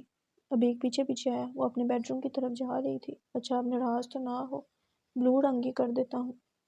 نہیں تم بلو چھوڑو، کرو جو بھی، پنک ہرا جامنی کرنا ہے، مگر میں نے ابھی یہ فیصلہ کیا ہے میں دادوں کی طرف جا رہی ہوں اور ڈلیوری کے 2 ماہ بعد گھر واپس آؤں گی، کیونکہ سارا وقت میں تمہیں برداشت نہیں کر سکتی۔ میں یاد کروا دوں تم پچھلے 9 ماہ سے اعلان 101 دفعہ کر چکی ہو پر گئی نہیں۔ اب میری بات لکھ کر رکھ لو، پکا جا رہی ہوں۔ مگر آج کل کسی بھی دن تمہیں ہسپتال جانا پڑ سکتا ہے اور گاؤں میں ڈاکٹر سفیان کے علاوہ کوئی ڈاکٹر موجود نہیں ہے۔ ذرا سوچو اگر خون کی ضرورت پڑی یا خدا نخواستہ سیزیرین کرنا پڑ گیا تو پھر؟ دیکھا یہی حال ہوتا ہے جب شوہر پریگننسی پر لکھی گئی دنیا کی ہر بات چھان مارے۔ کہ یہ سب میرا دل دہلانے کو پڑھتے رہے ہو۔ میں نے تو تمہیں بھی آفر کیا تھا پر تم نے تو آج تک وہ انٹرنشپ والی کتاب ہی نہیں پڑھی۔ بس میاں ایک میان میں 2 تلواریں نہیں رہ سکتی۔ اگر میرا جانا ممکن نہیں تو 4 دن تم ہی کہیں چلے جاؤ۔ سکرات کہیں کے جانے سے یاد ہے چمن سے مہمان آ رہے ہیں۔ کون؟ ابیک نے آئیں بائیں شائیں کرنے کی کوشش کی۔ میرے والد کی بیوی اور کیا اور؟ زینب کڑی تھیوری لے کھڑی تھی۔ وہ ساتھ میں والد کی بیوی کی بھانجی آ رہی ہے۔ وہ تیز تیز بولتا ہے، ایک سانس میں بات کہہ گیا۔ اوہ تو سیدھی طرح کہو نا، تم پہ ڈوڑے ڈالنے والی آ رہی ہے۔ دیکھو اس کے ڈوڑے کون سے کامیاب ہوتے ہیں یا ہو سکتے ہیں، یہاں تو دور دور تک امکان ہی نہیں ہے۔ پر ایک بات تو تم مانو گی، جب بھی آتی ہے تمہاری اتنی خدمت کرتی ہے، تم یہ بس کے کہیں اور جا کر لگاؤ۔ اس دفعہ اگر سامنے کھڑی ہو کر اس نے ڈٹکی باندھ کر تمہیں دیکھا تو یہاں سے بہنگی ہی واپس جا سکے گی اور تم اس سے سب کے سامنے راکھی بندھواؤ گے۔ تو بس استغفار، یہ تو ہندوؤں کی رسم ہے۔ اچھا تو پھر تم نقاب پڑوا لینا، یہ تو مسلمانوں کی ہی رسم ہے نا۔ ٹھیک ہے سوچوں گا۔ کیا کہا؟ میرا مطلب ہے راکھی کے بارے میں سوچوں گا۔ نہیں تم مت سوچنا، مجھے ہی سوچنا پڑے گا۔ ویسے تمہاری ماں کے آنے سے میں خوش ہوں، وہ سر کا مساج بہت اچھا کرتی ہیں۔ ادھر وہ میرے سر کو ہاتھ لگاتی ہیں، ادھر مجھے نیند آ جاتی ہے۔ اب یہ فکرے میری اصل ماں کے سامنے بولنے سے گریز کرنا، کہیں وہ ناراض ہی نہ ہو جائیں۔ ارے کیا بات کر رہے ہو؟ بینگنگ ایسی نہیں ہے، وہ تو خود رکاشا کو بول کر ان سے اپنے سر کا مساج کرواتی ہیں۔ ویسے بھی آپس کی باتیں تمہارا ابا اب تک اب اتنا ہینڈسم بھی نہیں کہ بڑھاپے میں آ کر عورتیں ان کے لیے ایک دوسرے سے لڑیں۔ عورتوں کا کوئی اعتبار نہیں ہوتا، ایک سبزی والے سے ڈیٹ کرتے وقت اتنا لڑ کر آ جاتی ہیں۔ یہ تو پھر ایک آدمی کی بات ہے۔ اچھا کیا، اب ہم ایک نئی فضول سی بحث میں لڑنے بیٹھیں گے؟ بالکل بھی نہیں، بس یہ بتا دو رنگ کون سا کرنا ہے تاکہ میں ابھی جا کر لے آؤں اور کل تک کمرہ تیار ہو جائے۔ ابھی تمہیں آخر نیلے رنگ سے مسئلہ کیا ہے؟ یعنی لڑکوں والا رنگ ہے تو کیا تم لڑکے کے کمرے میں پنک رنگ کرنا چاہتے ہو؟ لڑکی بھی تو ہو سکتی ہے۔ ابھی کے لہجے میں امید تھی۔ لوگ بیٹے مانگتے ہیں، تم آخر بیٹی کا اتنا شوق کیوں ہے؟ ابیک نے محبت بڑی نظروں سے زینی کو دیکھا۔ کیا بتا دوں؟ ہاں جی، احسان کریں کنیز پر۔ وہ اصل میں جس طرح سے میں نے بابا کو زمین پھوپھی کے لیے دکھی دیکھا ہے، اس کے بعد جیسے وہ سالے کی فکر کیا کرتے تھے، جب سالے یا زمینے کے بارے میں بات بھی کرتے تو ان کے چہرے پر ایک روشنی آ جاتی، آنکھوں کی چمک بڑھ جاتی۔ اس کے بعد میں نے غازی بھائی کو دیکھا ہے، جیسے وہ تمہارا خیال کرتے ہیں، جس طرح انہوں نے تمہاری تعلیم و تربیت کی ہے۔ ان دو لوگوں کو دیکھ کر میں جوان ہوا ہوں، دونوں کا میری شخصیت پر گہرا اثر ہے۔ جیسے یہ دونوں عورت کی عزت کرتے ہیں، مجھے یہ احساس بڑی شدت سے ہوتا ہے۔ ہو نہ ہو عورت اللہ کی کوئی بڑی خاص مخلوق ہے، یا پھر بیٹیاں اور بہنیں اللہ کا کوئی انعام ہے جو انسان کو معتبر کرتی ہیں، آپ کا دل گزار کرتی ہے۔ اس لیے میرا جی چاہتا ہے میری بھی بیٹی ہو، جس کی تربیت کر کے میں دنیا کے سامنے فخر سے سر اونچا کر کے بولوں یہ میری بیٹی ہے۔ جیسے غازی بھائی کو تم پر فخر ہے، جیسے بابا کو سالے پر تھا۔ زینی نے اس کو دیکھا جو بیڈ سائڈ سٹول پر بیٹھ کر بڑے جذب سے بول رہا تھا۔ وہ چلتی ہوئی اس کے قریب آئی، پیشانی پر رکھے سلکی بال ایک ہاتھ سے اوپر اٹھائے، اس کی ہلکی سی بڑی شیو کو ہاتھ سے محسوس کرتے ہوئے اپنی پیشانی اس کے ماتھے پر رکھی۔ تم اپنے بیٹے کی بھی تو ایسی تربیت کر سکتے ہو، وہ بھی اپنی بیوی کی اتنی ہی عزت کرے، اتنا ہی خیال کرے جیسے تم اپنا خیال رکھتے ہو، جیسے تم میرا خیال رکھتے ہو۔ اس دفعہ تو پکا ہے، بیٹی نہیں آ رہی، ہو سکتا ہے مستقبل میں اللہ تمہاری خواہش پوری کرے۔ پیوستہ رہ شجر سے امید بہار رکھ۔ زینی نے سر واپس اوپر اٹھایا اور الماری کی جانب بڑھ کے بیک کے لبوں پر مسکراہٹ دی۔ تو کیا میں اس کا نام اپنی مرضی سے رکھ سکتا ہوں؟ کس کا؟ بیٹے کا اور کس کا؟ ہاں کیوں نہیں؟ وہ الماری میں سے اپنے کپڑے نکال رہی تھی۔ اگر ولی بلا لوں تو تمہیں اعتراض تو نہیں ہوگا؟ میں پاگل ہوں کیا؟ تمہارا جو جی چاہے بلانا، میں تو اس کو پاک چائنا ماڈل ود لو کہوں گی۔ ابھی کا کہکا بے ساختہ تھا۔ باہر پنجرے میں بیٹھے مٹھو نے زینی کی آخری فقرے کی گردان شروع کر دی تھی۔ پاک چائنا ماڈل ود لو۔ چین کے شہر بیجنگ میں اس وقت دن کے 12 کا وقت تھا۔ آج اس کی دن کی ڈیوٹی تھی۔ ابھی دوپہر کے کھانے کا وقت ہونے پر وہ اپنا بیگ کندھے پر ڈالے سرکاری ہسپتال کے کیفیٹیریا میں داخل ہوئی۔ گہرے گلابی رنگ کے کاٹن کا بیگی سا ٹراؤزر اور اسی کی ہم رنگ شرٹ سبھی ڈاکٹروں کا ایک لمبا ایک سا لباس تھا۔ صرف اس نے سفید سکارف لیا ہوا تھا۔ کندھے کے قریب لٹکتے بیج پر اس کا نام درج تھا۔ لمبے کیو میں کھڑے ہو کر اپنی باری آنے پر چیز سینڈوچ کے ساتھ کافی اور جوس کی بوتل لے کر کونے میں پڑی خالی میز کی جانب بڑھ گئی۔ ہال کی جانب اس کی پشت تھی۔ کھڑکی سے باہر رواں دواں زندگی کو دیکھتے ہوئے اس نے اپنا سینڈوچ اور جوس ختم کیا۔ کپ ہاتھوں میں تھامے میز کی سطح پر کوہنیاں ٹکا کر ہلکے ہلکے سپ لے رہی تھی۔ یہاں اس نے گرمی کا موسم گزارا تھا۔ اب رات کو ہلکی ہلکی ٹھنڈ ہو جاتی تھی، پر دن میں ابھی بھی رش والی جگہوں پر حبس ہوتا تھا۔ السلام علیکم بیوٹیفل، گرم جوش آواز میں سلامتی بھیجی گئی اور جس کی جانب سے بھیجی گئی وہ میز پر ایک کافی اور 2 ڈونٹ رکھ کر سالے کے بالکل سامنے موجود سیٹ سنبھال چکا تھا۔ منہ کو کپ لے کر جاتا ہاتھ 2 پل کو راہ میں ساکت ہوا، پھر واپس جھک گیا۔ نظریں ابھی تک سامنے نظر آنے والے چہرے پر جمی تھی۔ سالے کے تصور میں وہ پل گھوم گئے جب اس نے پہلی دفعہ اس انسان کو دیکھا تو اپنی قسمت پر رونا ہی آ گیا تھا، کیونکہ تب سالے نے صرف اس کا ظاہر دیکھا تھا۔ آج وہ اپنے ظاہری و باطنی سچ کے ساتھ اس کے سامنے موجود تھا۔ نہ سامنے 2 دانت باہر جھانک لیے تھے، نہ ہی داڑھی مونچھیں موجود تھیں۔ اس نے اس کو سردار کے روپ میں ہمیشہ شلوار قمیض میں ملبوس دیکھا تھا، کالیہ کے روپ میں سیاہ سلم فٹ ٹراؤزر شرٹ میں، پر آج وہ ہلکے نیلے رنگ کے 2 پیس سوٹ کے ساتھ سفید بے شکن شرٹ پہنے ہوئے تھا، جس میں اس کا قد و جسامت مزید واضح ہو رہے تھے۔ سالے یکٹک اس کے چہرے کو دیکھے گی۔ مسلمان کے سلام کا جواب دینا چاہیے، میں نے دل میں ہی دے دیا ہے۔ تم مجھے یہاں دیکھ کر حیران کیوں نہیں ہوئی ہو؟ کیونکہ مجھے علم تھا آپ نے ایک نہ ایک دن ایسے ہی اچانک سے آنا ہے۔ کیا تمہیں میرا انتظار تھا؟ نہیں، بس یقین تھا۔ پھر تم نے ہر کسی کو مجھے اپنا پتہ بتانے سے منع کیوں کیا؟ اس سے کیا فرق پڑا؟ آنے والے کو کون رکھ سکتا ہے؟ غازی ٹانگ پر ٹانگ رکھ کر بڑے ریلیکس انداز میں بیٹھ کر اس سے مخاطب تھا۔ نظریں صالح کا ایک ایک انداز پڑھ رہی تھی۔ اس فرار کے پیچھے وجہ کیا تھی؟ میں کچھ وقت اپنے ساتھ تنہا رہنا چاہتی تھی۔ وہ کیوں؟ مجھے کچھ سے کچھ سوال پوچھنے تھے۔ پوچھ لیے؟ ہاں۔ صالح کی نظریں کافی کے کپ پر تھیں اور غازی کے صالح کی آنکھوں پر۔ جواب ملے؟ کچھ سوالوں کے جواب ملے ہیں، باقی کے اسی طرح موجود ہیں۔ غازی نے کافی کا سپ لے کر اپنا ڈونر اٹھایا، ایک نوالا لیا، واپس پلیٹ میں ڈال دیا۔ اب کیا ارادہ ہے؟ مزید کچھ وقت تنہا چاہیے؟ جواب ڈھونڈنے میں مدد چاہیے؟ صالح اب کافی نہیں پی رہی تھی۔ مجھے جواب ڈھونڈنے میں مدد چاہیے۔ سب سے اہم سوال کیا ہے؟ اگر بتا دوں تو آپ کو برا لگے گا۔ اس بات کی فکر نہ کرو، سوال بتاؤ۔ چند پل سوچنے کے بعد وہ نظریں جھکائے ہی بولی، سب سے زیادہ جو سوال مجھے تنگ کرتا ہے وہ یہ ہے کہ کیا اپنے باپ کے قاتل کے ساتھ ساری زندگی گزار سکوں گی؟ بالکل ایسا ہی سوال میں بھی خود سے کرتا رہا ہوں۔ کیا میں اپنے باپ کے قاتل کی بیٹی کو بیوی کی حیثیت دے پاؤں گا؟ غازی کے فوری جواب نے صالح کو جتا دیا کہ وہ ہر قسم کے سوال کے لیے تیار تھا۔ صالح کو وہاں آکسیجن کی کمی ہوتی محسوس ہوئی۔ تو کیا آپ کو اپنے سوال کا جواب مل گیا؟ اس نے ایک اور سپ لیا اور گہری سانس خارج کرتے ہوئے بولا، صالح بات پتہ کیا ہے؟ جہاں محبت نہ ہو وہاں ساری عمر سوال در سوال حائر رہتے ہیں، اور جہاں محبت ہو جائے وہاں بڑے سے بڑے سوال کا جواب نکل آتا ہے۔ جیسے میں نے خود کو سمجھایا، میرے باپ کا قاتل صالح کا باپ ہے، صالح نہیں۔ صالح بے قصور ہے، مگر میں تو ایسا بھی نہیں ہو سکتی کیونکہ میرے باپ کا قتل آپ نے ہی کیا ہے، اس لیے آپ بے قصور نہیں ہیں۔ ہاں میں مانتا ہوں، اور یقین مانو میں یہ بھی نہیں کہوں گا کہ تب میری عمر چھوٹی تھی، میں جذباتی انسان تھا، اور میں بالکل بھی اپنی صفائی نہیں دوں گا جب میں نے ٹریگر دبایا۔ میں ایک بچہ نہیں، ایک بوڑھا انسان تھا۔ بوڑھا انسان جذباتی نہیں ہوتا، بلکہ اس کے فیصلے اس کے عمر بھر کے تجربے کی بنیاد پر ہوتے ہیں۔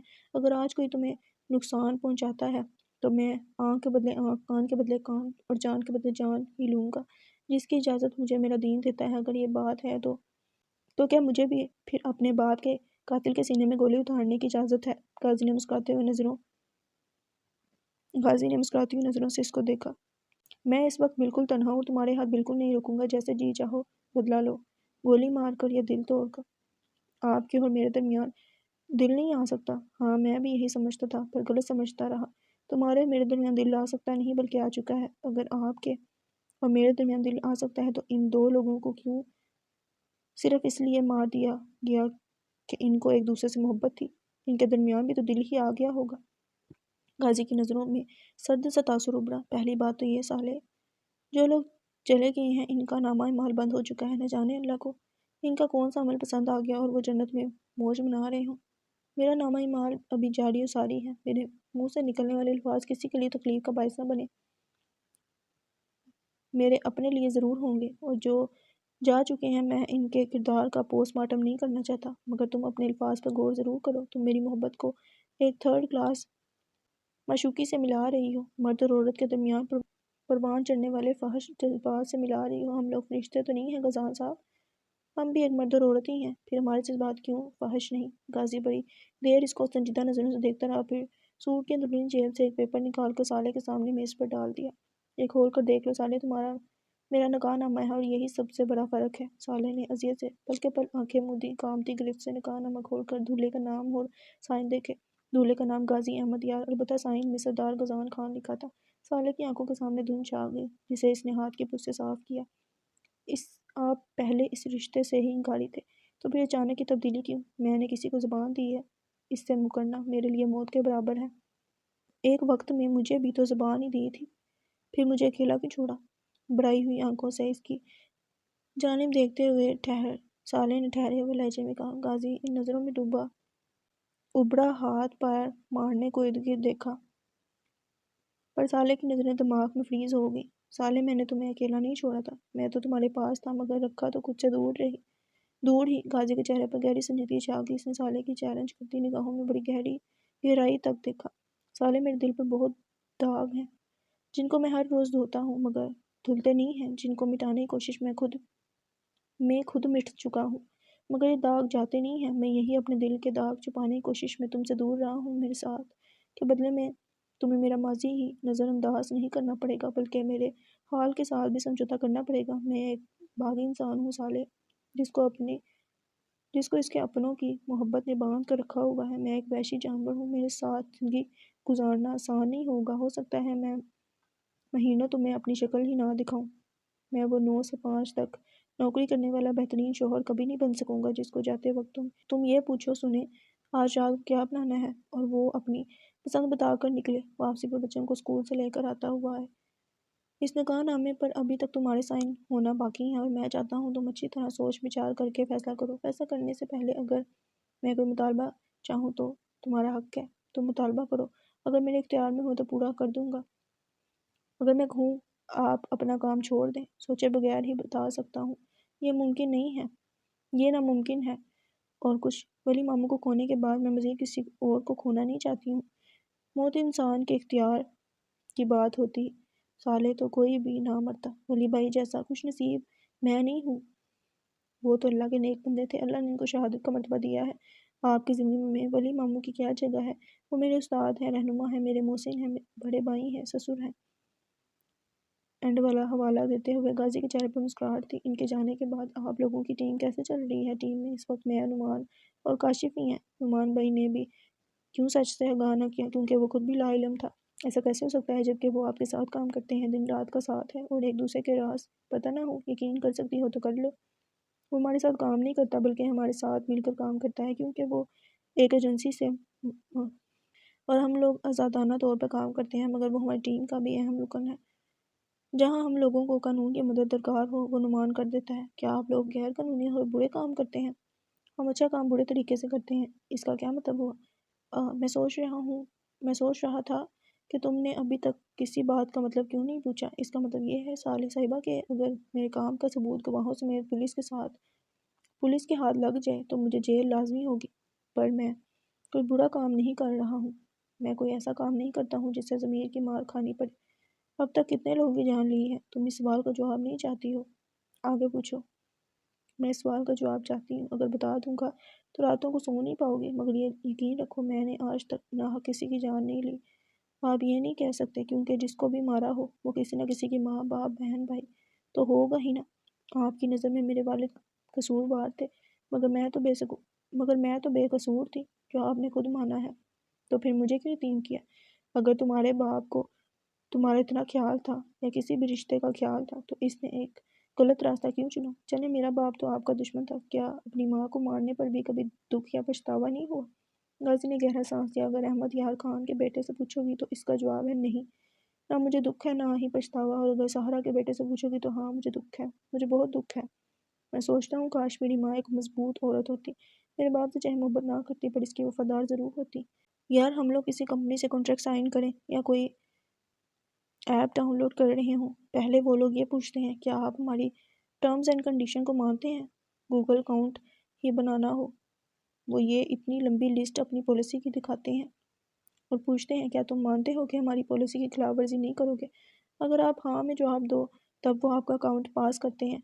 تو یار کیا شادی کی کوئی پالیسی نہیں ہے؟ اگر اس رشتے کا احترام ہی نہیں کرنا تو شادی نہ کرو، خاص کر عورت کو کم از کم مخلص تو ہونا چاہیے۔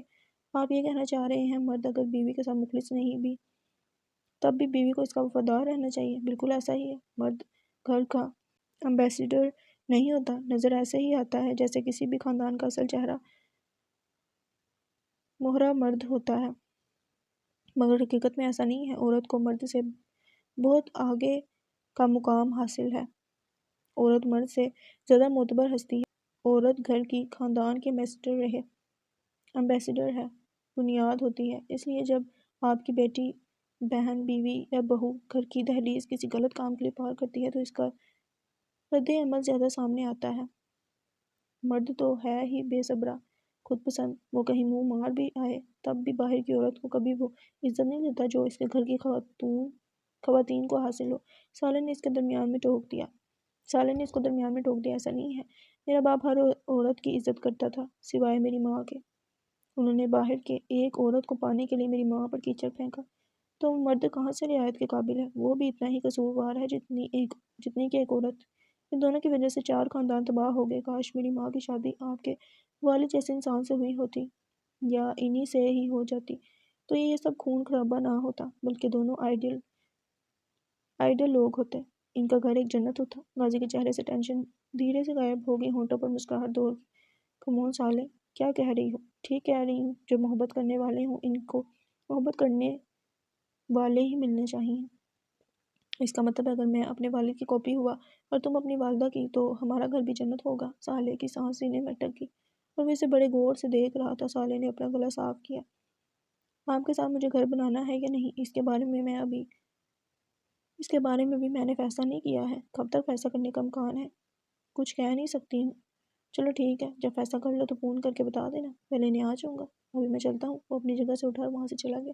سالے نے قدموں کی آواز دور ہوتی سنی پر مڑ کر نہیں دے سکی۔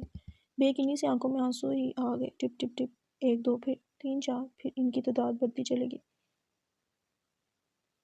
سر جھکا کر آنسو صاف کرنے میں مصروف تھی جب آواز اپنے بالکل پہلو سے آئی۔ اب رونا کس بات پر آ رہا ہے؟ کوئی ایسے بھی کرتا ہے؟ اتنی دور سے لینے آئے اور ایک دفعہ بھی یہ نہیں کہا سالے میں تمہیں لینے آیا ہوں، اب تمہیں مزید یہاں اکیلا رہنے نہیں دوں گا، تم میری ہو اور میرے ساتھ ہی رہنا ہوگا۔ ایسا کچھ بھی نہیں کہا اور اٹھ کر چل دیے۔ اس سے اچھا تھا آتے ہی نہ۔ دونوں ایک کندھے میں سو رہے تھے۔ غازی کا چہرہ دروازے کی جانب تھا، سالے کا کھڑکی کی ہی جانب۔ وہ ہلکا سا اس کی طرف جھکا، نظریں سامنے آتے جاتے لوگوں پر رکی تھی۔ اب کیا مجھے یہ سب کچھ بولنا پڑے گا؟ تبھی تم میرے ساتھ چلو گی؟ سب کچھ نہ صحیح کچھ تو کہہ سکتے ہیں نا؟ کم از کم اتنا ہی کہہ دیں۔ سالے، آج کے بعد کوئی بندہ نہیں ماروں گا، اب تم اتنی مہنگی نہ پڑو۔ سالے کے لبوں پر مسکراہٹ دور کی، جسے غازی نہ دیکھ سکا۔ اس نے اپنا سر جھکا کر سالے کے کندھے پر رکھا اور کان کے قریب سرگوشی کی۔ سالے، میں چاہتا ہوں تم میرے ساتھ گھر چلو، پلیز، چلو گی؟ سالے نے ہونٹ دانتوں میں دبا کر ہلکا سا سر موڑا۔ دونوں نے ایک دوسرے کی جانب دیکھا۔ سالے نے سر دھیرے سے اس بات میں ہلایا۔ شکر ہے یار، اس کا مطلب ہے اب میں زینی کا بیٹا دیکھ سکوں گا۔ کیا مطلب؟ اس کا بیٹا 5 دن کا ہو گیا ہے؟ پر وہ مجھے دیکھنے نہیں دیتی ہے۔ اس کا کہنا ہے جب تک سالے، یعنی تم میرے ساتھ نہیں آؤ گی، وہ اپنا بیٹا نہیں دکھائے گی۔ صدمے سے سالے کا منہ کھلا کا کھلا رہ گیا۔ پوری کی پوری غازی کی جانب گھومی۔ آپ کا مطلب ہے آپ مجھے اس لیے لینے آئے تاکہ اپنا بھانجا دیکھ سکیں؟ ہاں بھائی، اور میں پاگل یہ سمجھ رہی ہوں جناب علی میری محبت میں آئے ہیں؟ غازی نے سر اٹھا کر پوچھا۔ اتنا ثبوت کافی ہے اور چاہیے؟ سالے کے گال لال ہو رہے تھے۔ چہرے پر آتی لٹوں کو کان کے پیچھے کرتے ہوئے اس نے نفی میں گردن ہلائی۔ اس نفی کا کیا مطلب لوں؟ اور ثبوت چاہیے؟ سالے نے ایک دفعہ پھر نفی کی۔ تو پھر چلیں؟ سالے نے ہاں میں سر ہلایا، پھر یاد آنے پر بولی، مگر میں اس وقت آن ڈیوٹی ہوں، لنچ بریک پر نکلی ہوں۔ میں یہاں آنے سے پہلے اندر بتا آیا تھا ڈاکٹر صالح غازان کا انتظار نہ کیا جائے، اس طرح تو میری نوکری چلی جائے گی۔ کوئی فکر نہیں، تمہارا اسسٹنٹ بے صبری سے اپنی نوکری واپس بحال ہونے کا انتظار کر رہا ہے۔ کون؟ شیربگ؟ جی جناب، وہ شیربگ کے اغوا کا کیا ڈرامہ تھا؟ غازی ہنستے ہوئے بولا۔ وہ اغوا نہیں تھا، وہ لوگ میرے دوست کے آدمی تھے جو مجھے اتنی دفعہ بلا چکا تھا، وقت نہیں مل رہا تھا اس کے پاس جانے کا، تو تنگ آ کر اس نے اپنے آدمی بھیجے تھے کہ جہاں ملے جیسا ملے اٹھا کر لے آؤ۔ میں نے کہا میرے ساتھ خاتون ہے، اس کو گھر چھوڑ کر آتا ہوں۔ انہوں نے کہا ثبوت کے طور پر وہ لڑکا ہمارے ساتھ بھیج دو اور بس۔ غازی نے اس کا ہاتھ پکڑا ہوا تھا۔ دونوں بلڈنگ سے نکل کر باہر آئے۔ سالے کو لگا وہ کیب روکے گا، مگر وہ ایک بائک کے پاس رک گیا جس پر 2 ہیلمٹ رکھے تھے۔ کیا ہم اس پر جائیں گے؟ ایئرپورٹ تک؟ ہاں، مگر میں آج تک اس سواری پر نہیں بیٹھی ہوں، اگر میں گر گئی تو خیال رکھنا، مجھے اپنے پیچھے مت کھینچنا۔ سالے نے اس کے بازو پر ایک ہاتھ مارا۔ غازی نے ہنستے ہوئے ایک ہیلمٹ اٹھا کر سالے کے سر پر باندھا، پھر اپنا لگایا۔ میں تمہیں گرنے تھوڑی دوں گا۔ ابھی تو ہم کوئٹہ جا رہے ہیں، پر وہاں سب سے ملنے کے بعد میں تمہیں کہیں لے کر جانا چاہتا ہوں۔ میرے ساتھ چلو گی؟ کہاں؟ سرپرائز ہے، پر اتنا بتا دو، آبادی سے دور، جنگلوں میں، جہاں خاموشی ہوگی، کوئی فون نہیں ہوگا، ٹی وی نہیں ہوگا، لوگ نہیں ہوں گے، تنہائی ہوگی اور ڈھیر ساری محبت۔ چلو گی؟ سالے اس کے دیکھنے کے انداز پر شرما رہی تھی۔ اس کے کندھے پر منہ چھپاتے ہوئے اسباب میں سر ہلایا۔ قاضی کا کہکہا بڑا جاندار تھا۔ اس نے سالے کی پیشانی چومی اور بائک پر بیٹھ کر کک ماری۔ دوسری کوشش پر بائک سٹارٹ ہو گئی۔ اس نے ریس دے کر سالے کو پیچھے بیٹھنے کا اشارہ کیا۔ وہ ڈرتے ڈرتے بیٹھی۔ غازی نے اس کے بازو پکڑ کر اپنی کمر میں ڈال کر حکم دیا، ہم کافی سپیڈ سے جائیں گے، اس لیے گرفت مضبوط رکھنا۔ سالے نے سر ہلا دیا۔ غازی نے ایک دفعہ پھر ہلکی سی ریس دے کر بریک ہٹا دی۔ بائک آگے بڑھتے ہی سالے نے اپنا سر غازی کے کندھے پر رکھ دیا۔ 2 سیکنڈ بعد وہ ہوا سے باتیں کرتا ہوا جا رہا تھا اور سالے اس کو مضبوطی سے تھامے آنکھیں موند کر اس کی خوشبو کو محسوس کر رہی تھی۔ زندگی انسان کو تب بھی مزہ دیتی ہے جب انسان اس زندگی کو مکمل اللہ پر خود سپردگی کے ساتھ گزارے۔ جو مل گیا اس پر شکر ہو، جو نہ ملا اس کا گلہ نہ رہے۔ ان دونوں کا ایک دوسرے کے بارے میں یقین تھا۔ دونوں ایک دوسرے کے دل کے داغوں سے واقف تھے۔ دونوں شکوہ نہیں شکر کرنے والے تھے. ختم شد. سو گائز یہاں پہ ناول اینڈ ہو گیا. میں امید کرتی ہوں کہ آپ کو ناول اچھا لگا ہوگا. اپنا بہت زیادہ خیال رکھیں گا, دعاؤں میں یاد رکھیں گا. نیکسٹ ناول کا ویٹ کیجیے گا. اللہ حافظ.